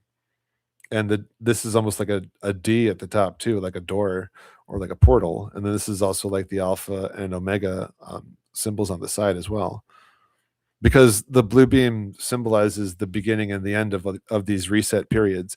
Either the blue beam goes up or the blue beam retracts, and this is like the switching of Jesus and Satan, control over the earth. And here's a bunch of Chi Rho symbols. Um, the normal explanation for why this is a symbol for Jesus is because these are the first two Greek letters of Jesus's name, which is also true. But I think it's arranged like this because of that North Pole symbolism. And also, Christmas is often known as Xmas. So it's like the mass of consciousness at this North Pole area, but it's also and in this or this in this discussion, but people were talking in the chat before about the Tet symbol. So the Tet is the ninth Hebrew letter, and the original Tet symbol was the X in the circle. And if you've seen my previous videos about the pillars, um, the right pillar would essentially be the 3, and the left pillar would be the 6, and then the 9 would be at the top or at the central pillar. So again, that would be the North Pole central area, which would be the X in the circle, and that's the 9. And here's a little bit more if you want to look at that. Um, all right, so Indiana Jones and the Last Crusade. This is one of the best movies ever made. This is one of my favorite movies. If you want to like watch a movie that has all this symbolism in it, then just watch this movie. So you have like Indy peeking over the dome with the twin pillars and a ton of other symbolism going on there. The movie starts out with this Paramount mountain that turns into this, Black Rock Mountain at the start of the movie. So basically, what Spielberg is telling the audience is that this is going to be a story about the North Pole, about the North Pole Mountain. And also Jay Dreamers has an awesome video on this. I'm not going to get too into it, but I do want to just show like the X symbolism. So in the beginning of the movie, this guy he finds the cross of Coronado. So it's the cross of Coronado, and like, what does this word look like? It's the cross of Corona. And then Indy takes the cross of Corona past the X because he's running home. So like this is a Spielberg movie. They could show anything here. So what they're showing you is this X sign, this crossing, and he's running home with the cross of Coronado. And then he goes into the Jones house, which is like the house in the middle of nowhere, because and there's a house in the background, but this is like, the North Pole temple. And that's where his father is. He's running to his father. And here's Indy teaching in the college. Oh, so this is interesting too. So he's saying, archaeology is the search. He's basically saying, forget ideas that you've had about lost cities and exotic travel, and X never ever marks the spot. So this is like what schools teach us. It's basically the opposite of the truth. So the teacher tells us that X doesn't mark the spot, and all this mythology is nonsense and all that. Um, and he's basically saying all you should be doing is research and reading what other people have already written, and you're not allowed to think outside of the box, basically. And he says, we can't afford to take mythology seriously. But meanwhile, if you look at the board, it says fact and literal, and then they show like the dome over the earth.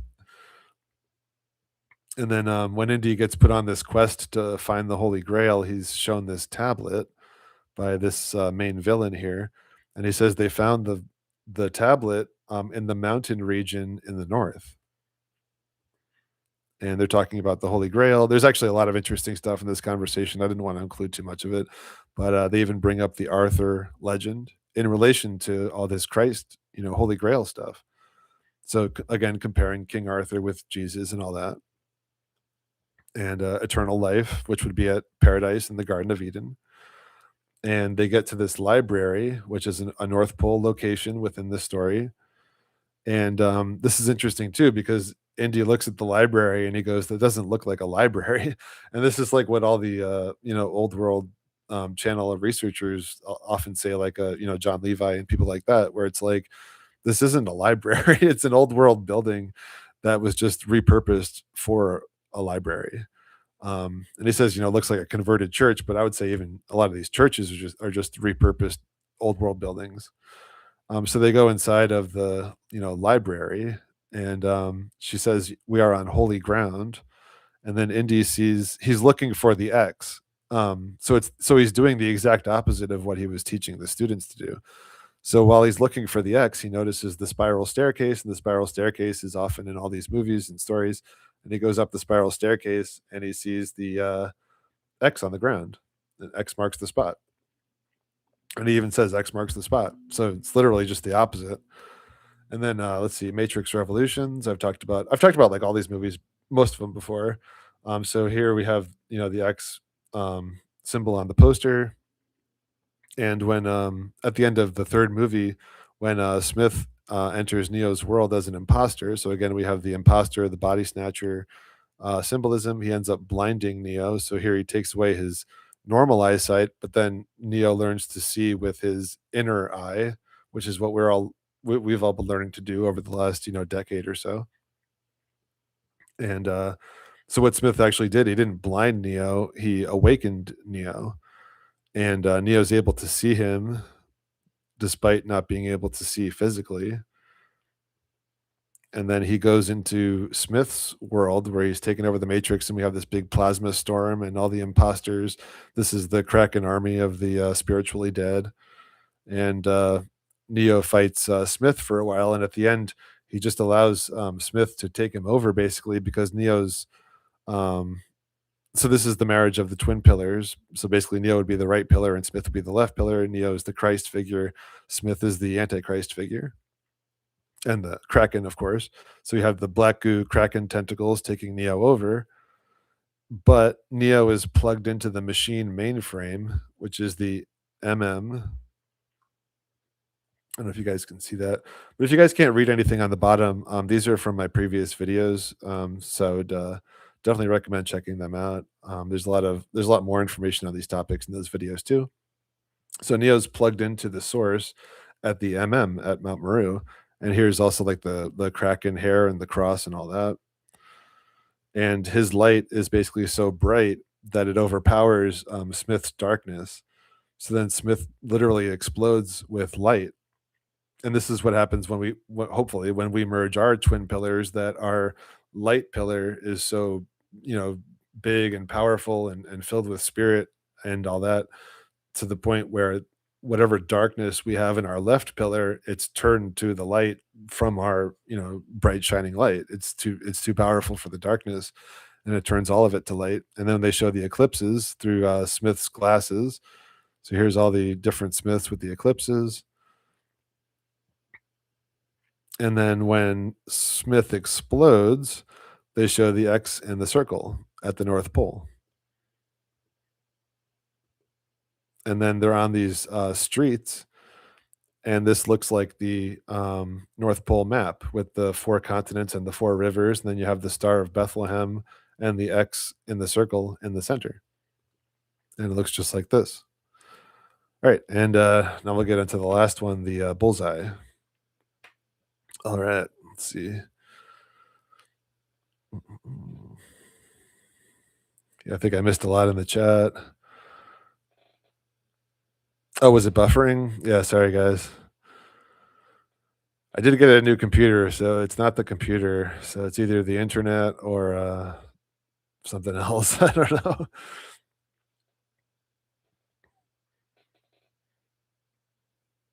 I'm just checking through the chat, taking a quick little break. Yeah, sorry, I didn't know that it was buffering, but that seems to be one of the things that generally happens with these presentations, unfortunately.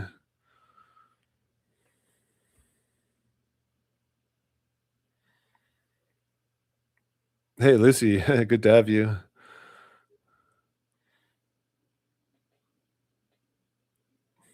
Buffering on and off. Yeah, sorry, guys.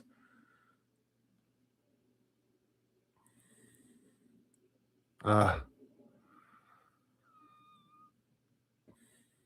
well, I don't think there's much I can do about the buffering. Hopefully, it wasn't too bad. Let's get back to the presentation. So, number 7, the bullseye. Now, this list of North Pole symbols, it's not like any particular order. These are all just symbols to look out for in these stories. Um, and there's more, plenty more too. I'll do a part 2 at least on this. So here's the bullseye, of course. Now it's also the bull's eye, which would be like the Sauron eye, like the eye in the sky, the apex dome eye. Just one second.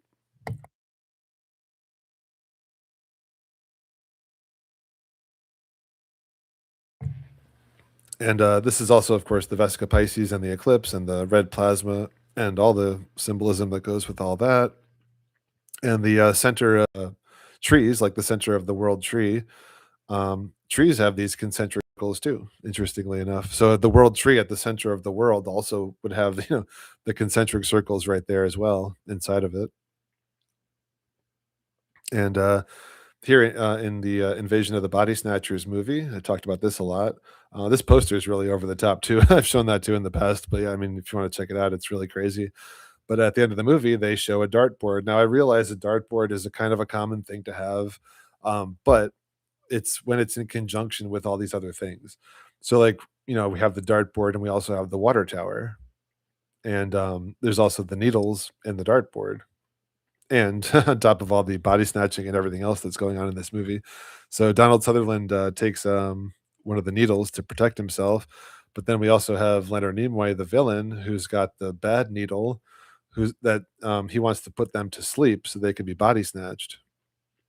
But what I mainly wanted to show you guys was this dartboard, because if you pay attention for dartboards, you'll see them in practically all of these things, or something that at least looks like a dartboard. So in this movie, Get Out, the main character, he's sitting in the throne, and he's about to be body snatched. And here we have like the black and white central pillar, coloring as well, of course. And he gets hypnotized in the movie and put down into like the abyss, basically. That's what this symbolism is. So here at the end of the movie, he's in the throne between the twin pillars, and you have the wheels within wheels and the dartboard just right above his head. So this is like super obvious. Like this isn't a room where they're just like playing darts. Like they put this dartboard here because of the North Pole symbolism, because he's about to be body snatched. And they have him watching this TV, and he's hypnotized by like basically the black goo coffee. They make like a sound with the spoon on the coffee cup, and the coffee is often used to symbolize black goo in these movies. So here he is, like trapped in this abyssal, area, like the bottomless pit, basically. And here he's at least pretending to be taken over, and then the hero, rises up like the phoenix and defeats the Kraken villains at the North Pole area. And here in this movie Upgrade, this is all about a guy putting an AI chip in his body, and becoming, basically taken over by the AI, Kraken entity. And this is like what the chip looks like. They even have the you know prongs of the chip, or whatever you want to call it, are even like the Kraken tentacles, and they're all around him. And this is also like a cell phone too.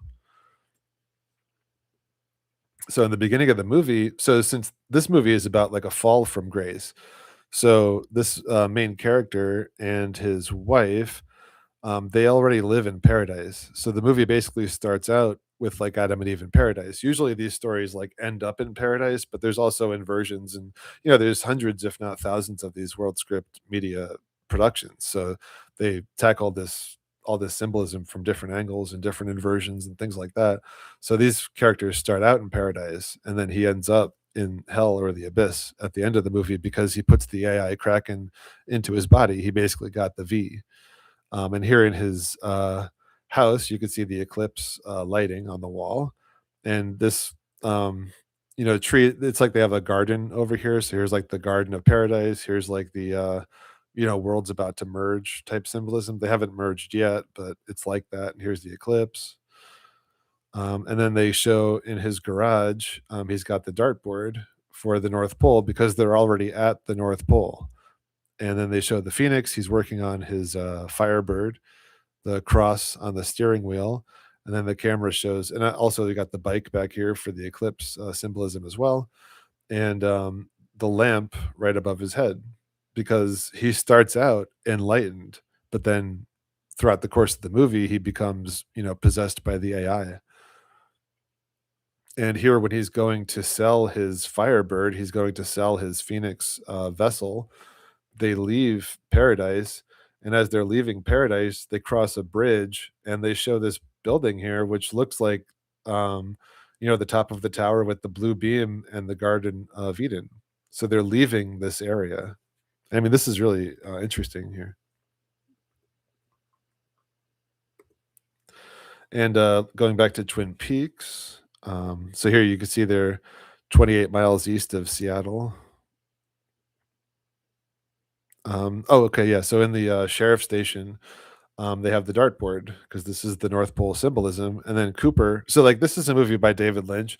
There isn't just like some random dartboard on the wall. Like everything David Lynch, or it's a TV show, but everything David Lynch did is very specific. Like Stanley Kubrick and directors like that, where people aren't just like wearing random outfits, and there isn't just like random props on the wall. Like everything has like a meaning to it.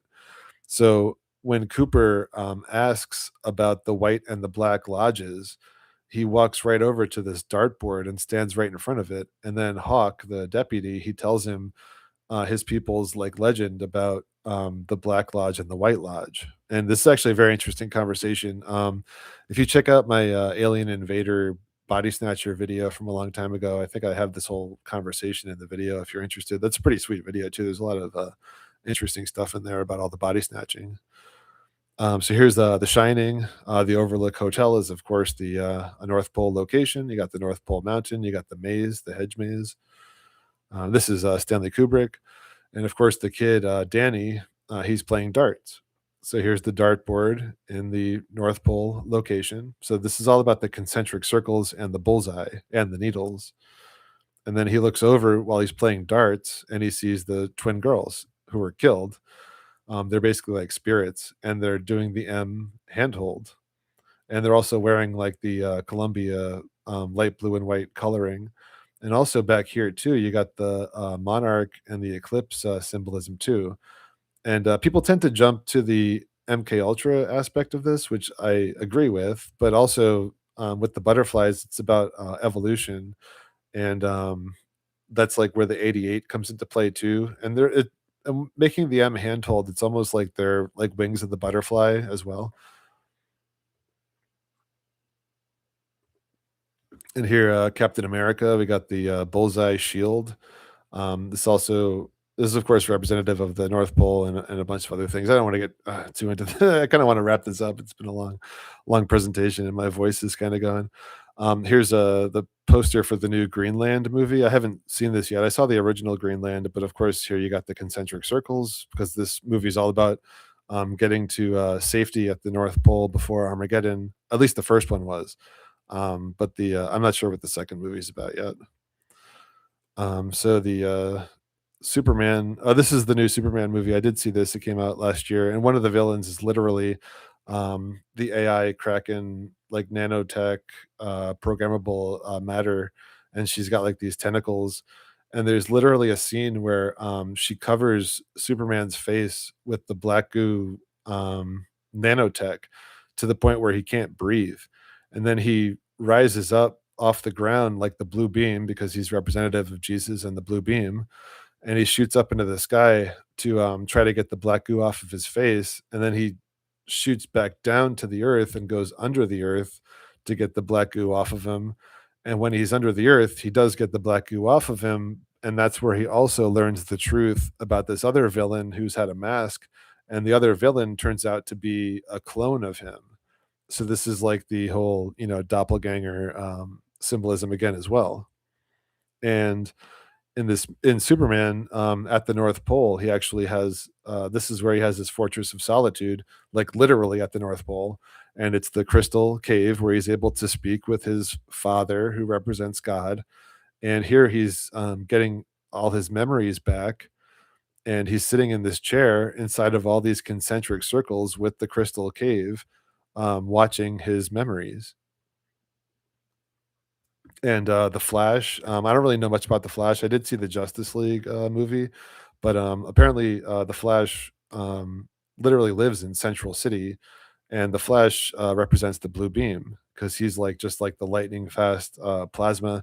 And if you see the Justice League movie, he pretty clearly represents the blue beam. Also, I think like pretty much all the heroes represent the blue beam and Jesus in those movies, like Aquaman and Wonder Woman. They do as well.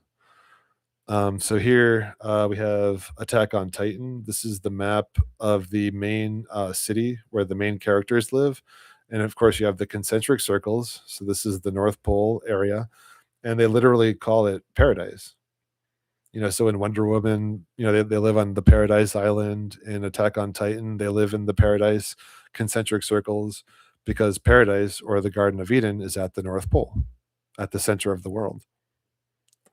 Here's another view of the map. Let me see.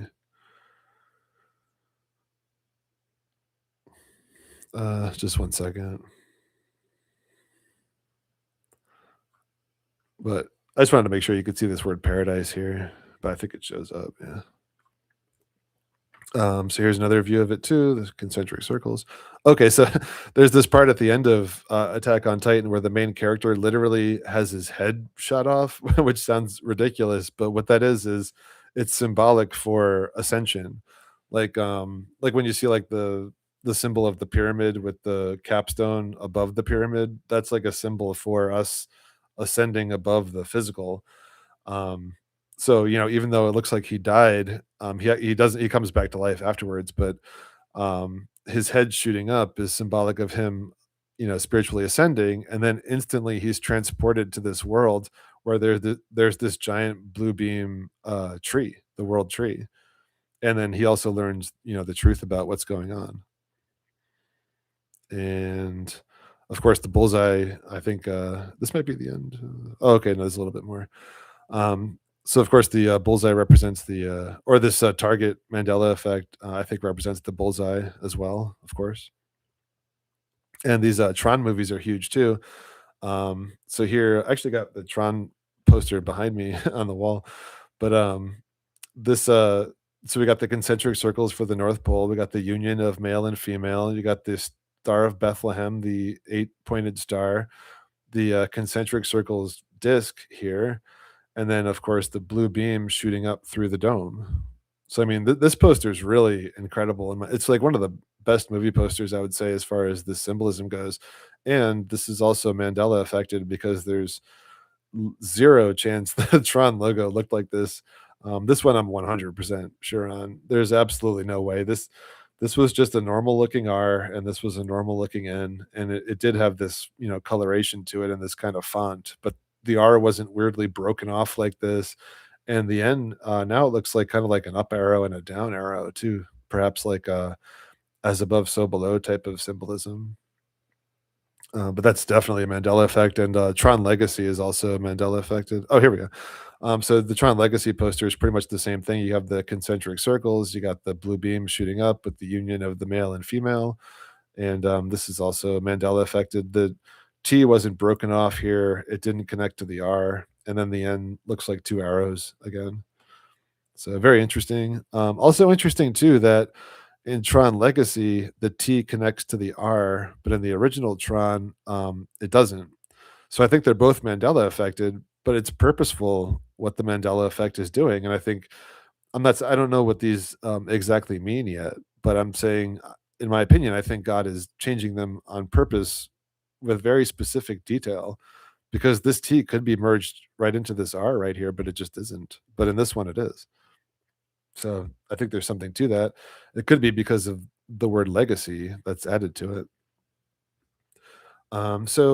Here in the beginning of Tron Legacy, let's see. Here you can see the logo for Tron looking ridiculous. Tron was also kind of like a snake game, and this represents the two forms of plasma, I would say. And then here we have the bullseyes, the concentric circles on the sides of the arcade cabinet.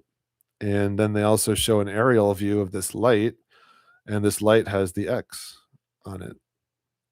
And then the main character has to descend under the North Pole mountain with the blue beam, and this closes behind him after he walks down there. So here we have the dome. This is like the apex dome, and then this is like Rupus Nigra in the center, and then this is also like that, lightning plasma with like one arm up and one arm down type of symbolism.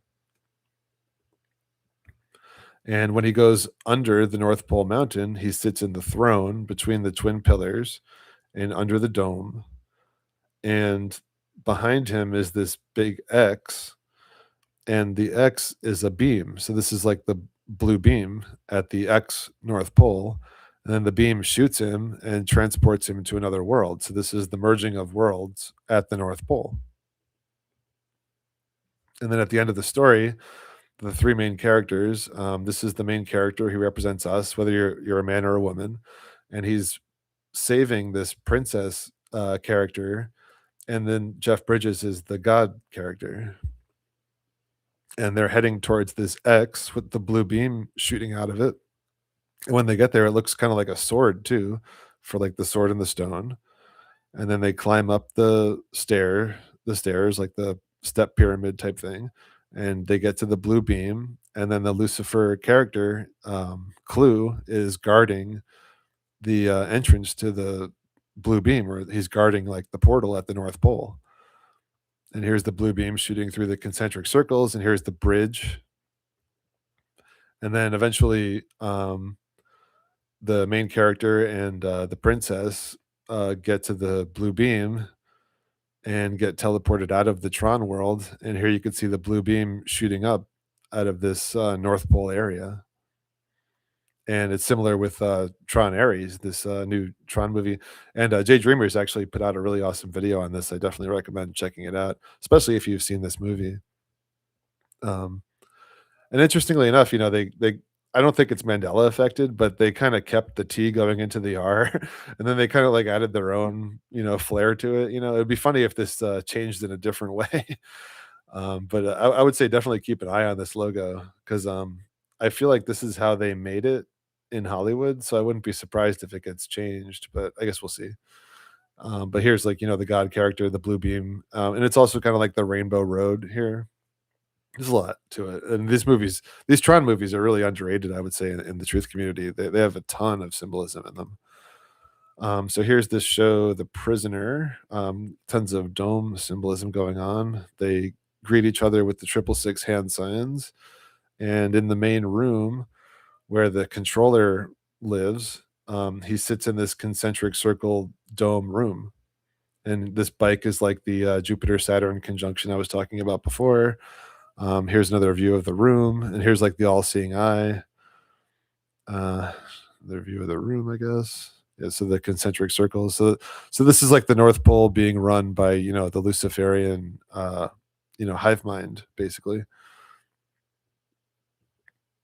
And in The Simpsons, they had an episode that was based on that prisoner show, and it's called Mr. X. If you want to see it, and this episode is actually really amazing, where Homer basically spreads misinformation on the internet, but he's right about one thing, and the thing that he's right about is about the V.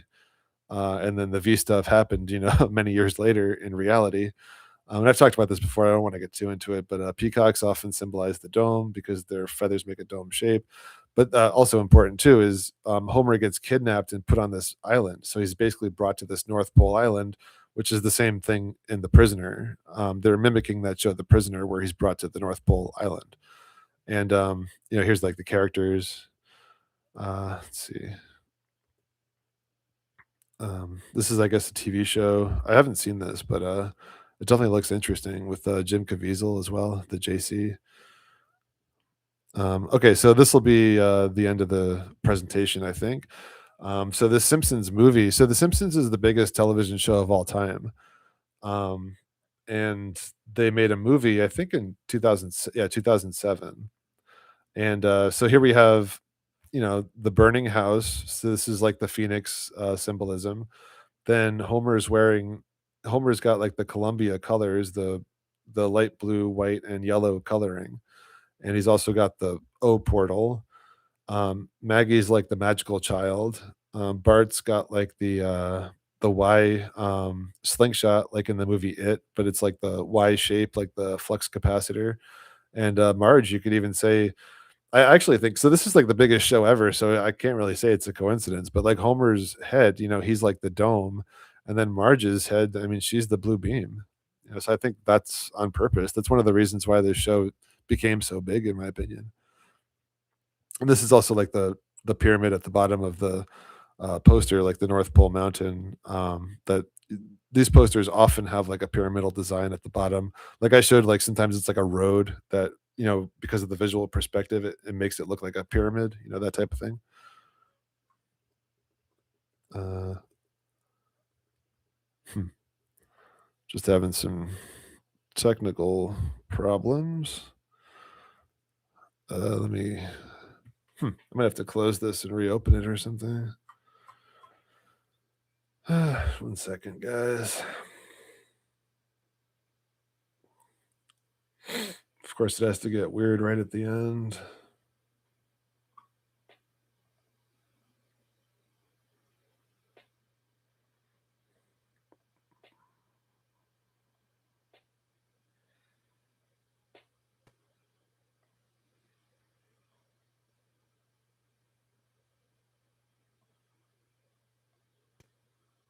Okay. I don't know why that happened, but it just like stopped scrolling through the photos for some reason. But this is another poster for the Simpsons movie. So here, I mean, there's so much stuff in this poster. It's crazy. But here you can see like the dome over the twin pillars with the atomic symbols, and then you have the Kraken explosion over the top of the dome. This is also like the apex dome with the full moon up here, and just so many things. It's really like an endless amount of symbolism in this poster. But towards the beginning of the movie, here we have the skull and bones symbol for the North Pole on top of the black goo. And then they put the dome over the whole city. So here they have the dome over the city. This is like the show Under the Dome as well, and like reality. So yeah, here's Stephen King's Under the Dome. And Homer wants to go to Alaska and have a fresh start. And he's also making the Christ pose. And this is like the end of Breaking Bad, where Jesse gets a fresh start in Alaska. And whenever you see places like Alaska or Greenland or Siberia or the Arctic in general, they're symbolic of the end of the, or sorry, they're symbolic of the North Pole area because they're the closest areas to the North Pole, and that's why the United States and China are trying to get as many of those areas as they can before the blue beam goes up and before all this stuff starts going down. So here they're watching uh, TV in a hotel, I guess. It's kind of like dome symbolism here too, but also here this is where Tom Hanks says like you need to trust him and use his credibility to fool the public basically. Here's like the world tree with the Kraken plasma, and the Kraken tentacles getting Homer, um, making the Christ pose. They also go to Seattle, which is another North Pole symbol. Here they're at Seattle. Here's Homer with the Northern Lights. Here's the dome. Homer looking through binoculars. This is often how they get the Vesica Pisces into movies. And it's like a joke. He doesn't actually have binoculars.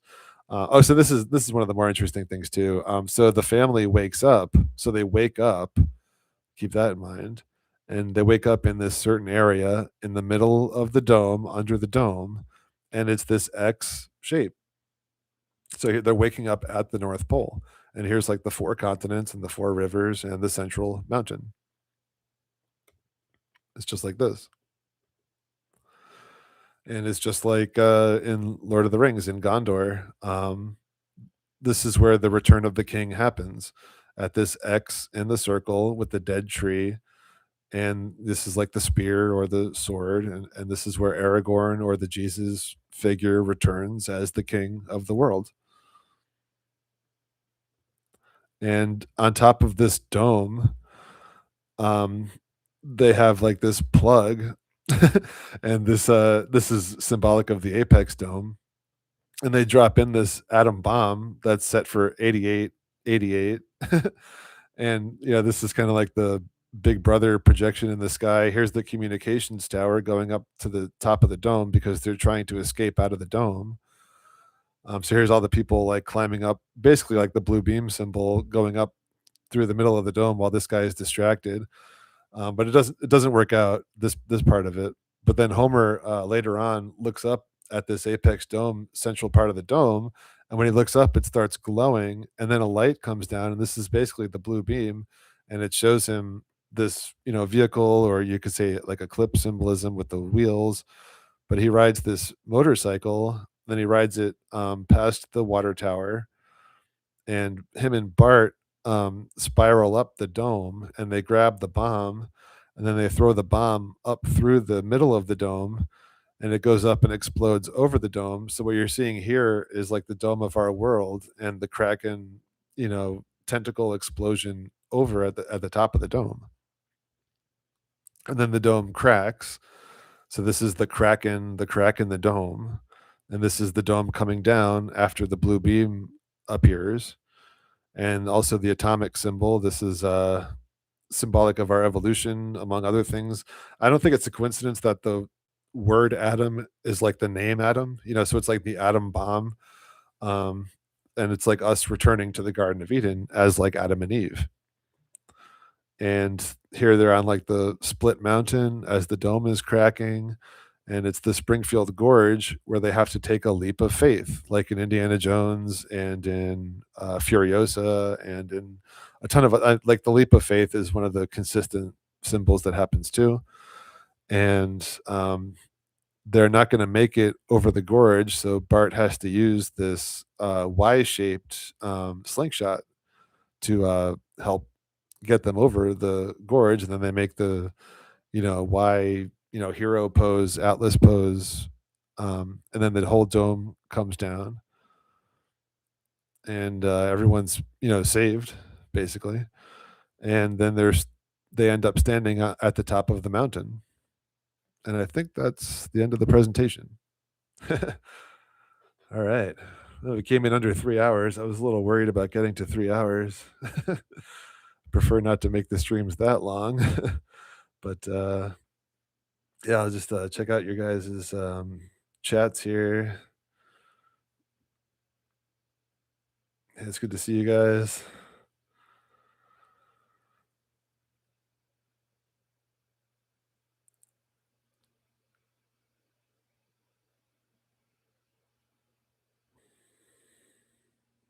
Yeah, someone's saying that the Flash is red, not blue. It doesn't always have to be the same colors, but if you watch the Justice League movie, I'm pretty sure like the plasma around him actually is blue. But I'll be I have to kind of go through those screenshots and organize them and stuff. But what's interesting too is if you watch the extended cut of Justice League, the scene where they introduce the Flash, where he's at like the pet store, check out what happens when he like puts his finger through the glass and just like see what that looks like because it's pretty amazing.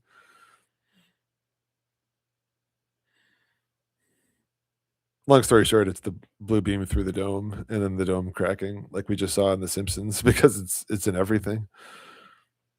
Hey, Fido Maker, thanks, man. Oh, Fido Maker says, if I get a second at the end of the presentation, do I have any thought on King Tut's cartouche that now has a condor in addition to the cobra? Um, yeah, I'm not sure if it's a condor. I think the official story is that it's a vulture. But yeah, like I think vultures generally symbolize like the dead, like the spiritually dead, perhaps. Um, but that's one that I'm not like 100% sure on. So now he has like a snake and a vulture coming out of his like third eye area. Um, I know like vultures come up a lot and things. I mean, vultures generally like eat the dead and they're associated with the dead, so I don't get a good vibe from it. But it's also not necessarily a vulture. That's just kind of what people are saying. But yeah, that's one where I'm not like 100% sure on yet. But it's definitely a Mandela effect. I know that much because I never saw King Tut's headdress with anything other than a snake coming out of the center, like the third eye area.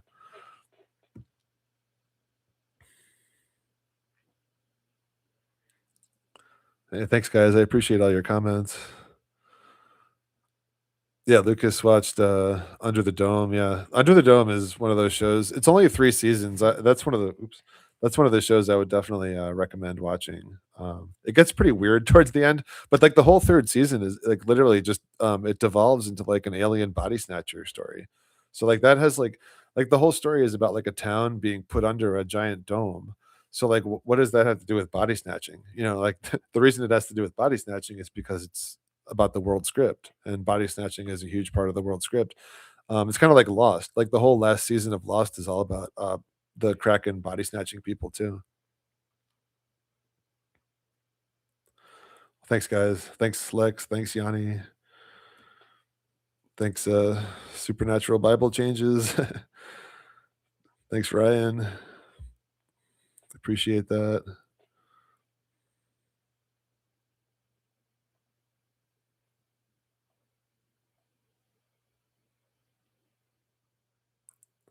All right, guys. Well, I appreciate y'all being here, and looks like Foghorn Leghorn. Where on this in The Simpsons? He's like the big rooster from Looney Tunes, right? When do I think the apocalypse may occur? Well, the interesting thing about the apocalypse is apocalypse means uncovering or like unveiling. So, in terms of us, I think the apocalypse already started happening or already happened. Like it probably started around 2012 or 2015. And that was like the unveiling of the truth of the world, where we actually started to see through the lies and stuff. But then the unveiling is oh, the tut bird, gotcha. Foghorn Leghorn, that's funny actually. Um, but yeah, I think the apocalypse also means like the uncovering of the dome. So obviously that hasn't happened yet. I mean, no one knows, and I don't wanna make, like, any kind of predictions, but if I had to guess, my guess would be 2027, or at least 2027 should be, like, the start of things. Because like, if we're in, like, a seven-year tribulation, and if that tribulation started when either, like, the lockdown stuff started or, like, when the V stuff started, that would have been, like, mid to late 2020. So 7 years later would be 2027, and I also kind of feel like this stuff has to at least start going down while Trump is still the main player on the world stage, because like all these like villains and like characters in these movies, they're representative of Trump, and Trump has like the Christ lineage. And if that sounds weird to you, just look up what his grandmother's name is, and her name is literally Christ. Like who's named Christ? It's ridiculous. Um, but I just feel like it has to happen while Trump is still around. So like, 10 or 20 years from now or longer would just, I don't know why it would, why would all this symbolism lead up to Trump? Yeah, if he could have a third term also, for sure. So if he has, as long as Trump is still around, then I feel like it could happen anytime. But if he were to like leave or like die or something, and then there's like another president or another president after that, like that just doesn't really add up to me as far as like the world script and all this predictive programming goes. But yeah, I mean, as long as he's still the main character in the spotlight, it could happen any day, really. So uh, that's my guess. If I had to guess a year, I would guess 2027, but it doesn't have to be that. I say, just be ready for it to happen, right now. Like we should just be ready, and maybe it won't even happen in our lifetime. But according to the world script, it would seem to have to happen while Trump is, the main guy. I'm not putting pants. Did you ever see that Simpsons episode where Homer's like, "Don't you hate pants?" Oh, nice. I actually, showed up in the algorithm apparently. Do you mean like just a notification or?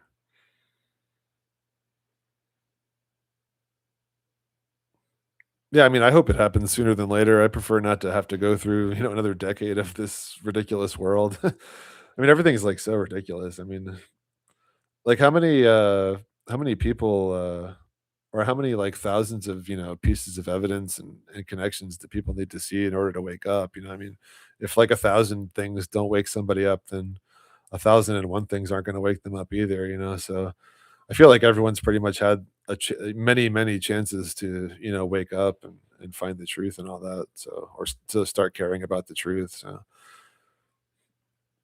how much more time do we need?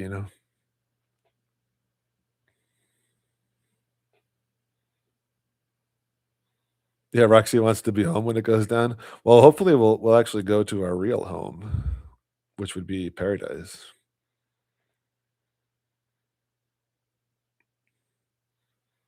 All right, guys. I think my voice has pretty much had it, so I'll call it there. And I appreciate you guys all being here. And until the next time, uh, I wish you guys all the best, and God bless.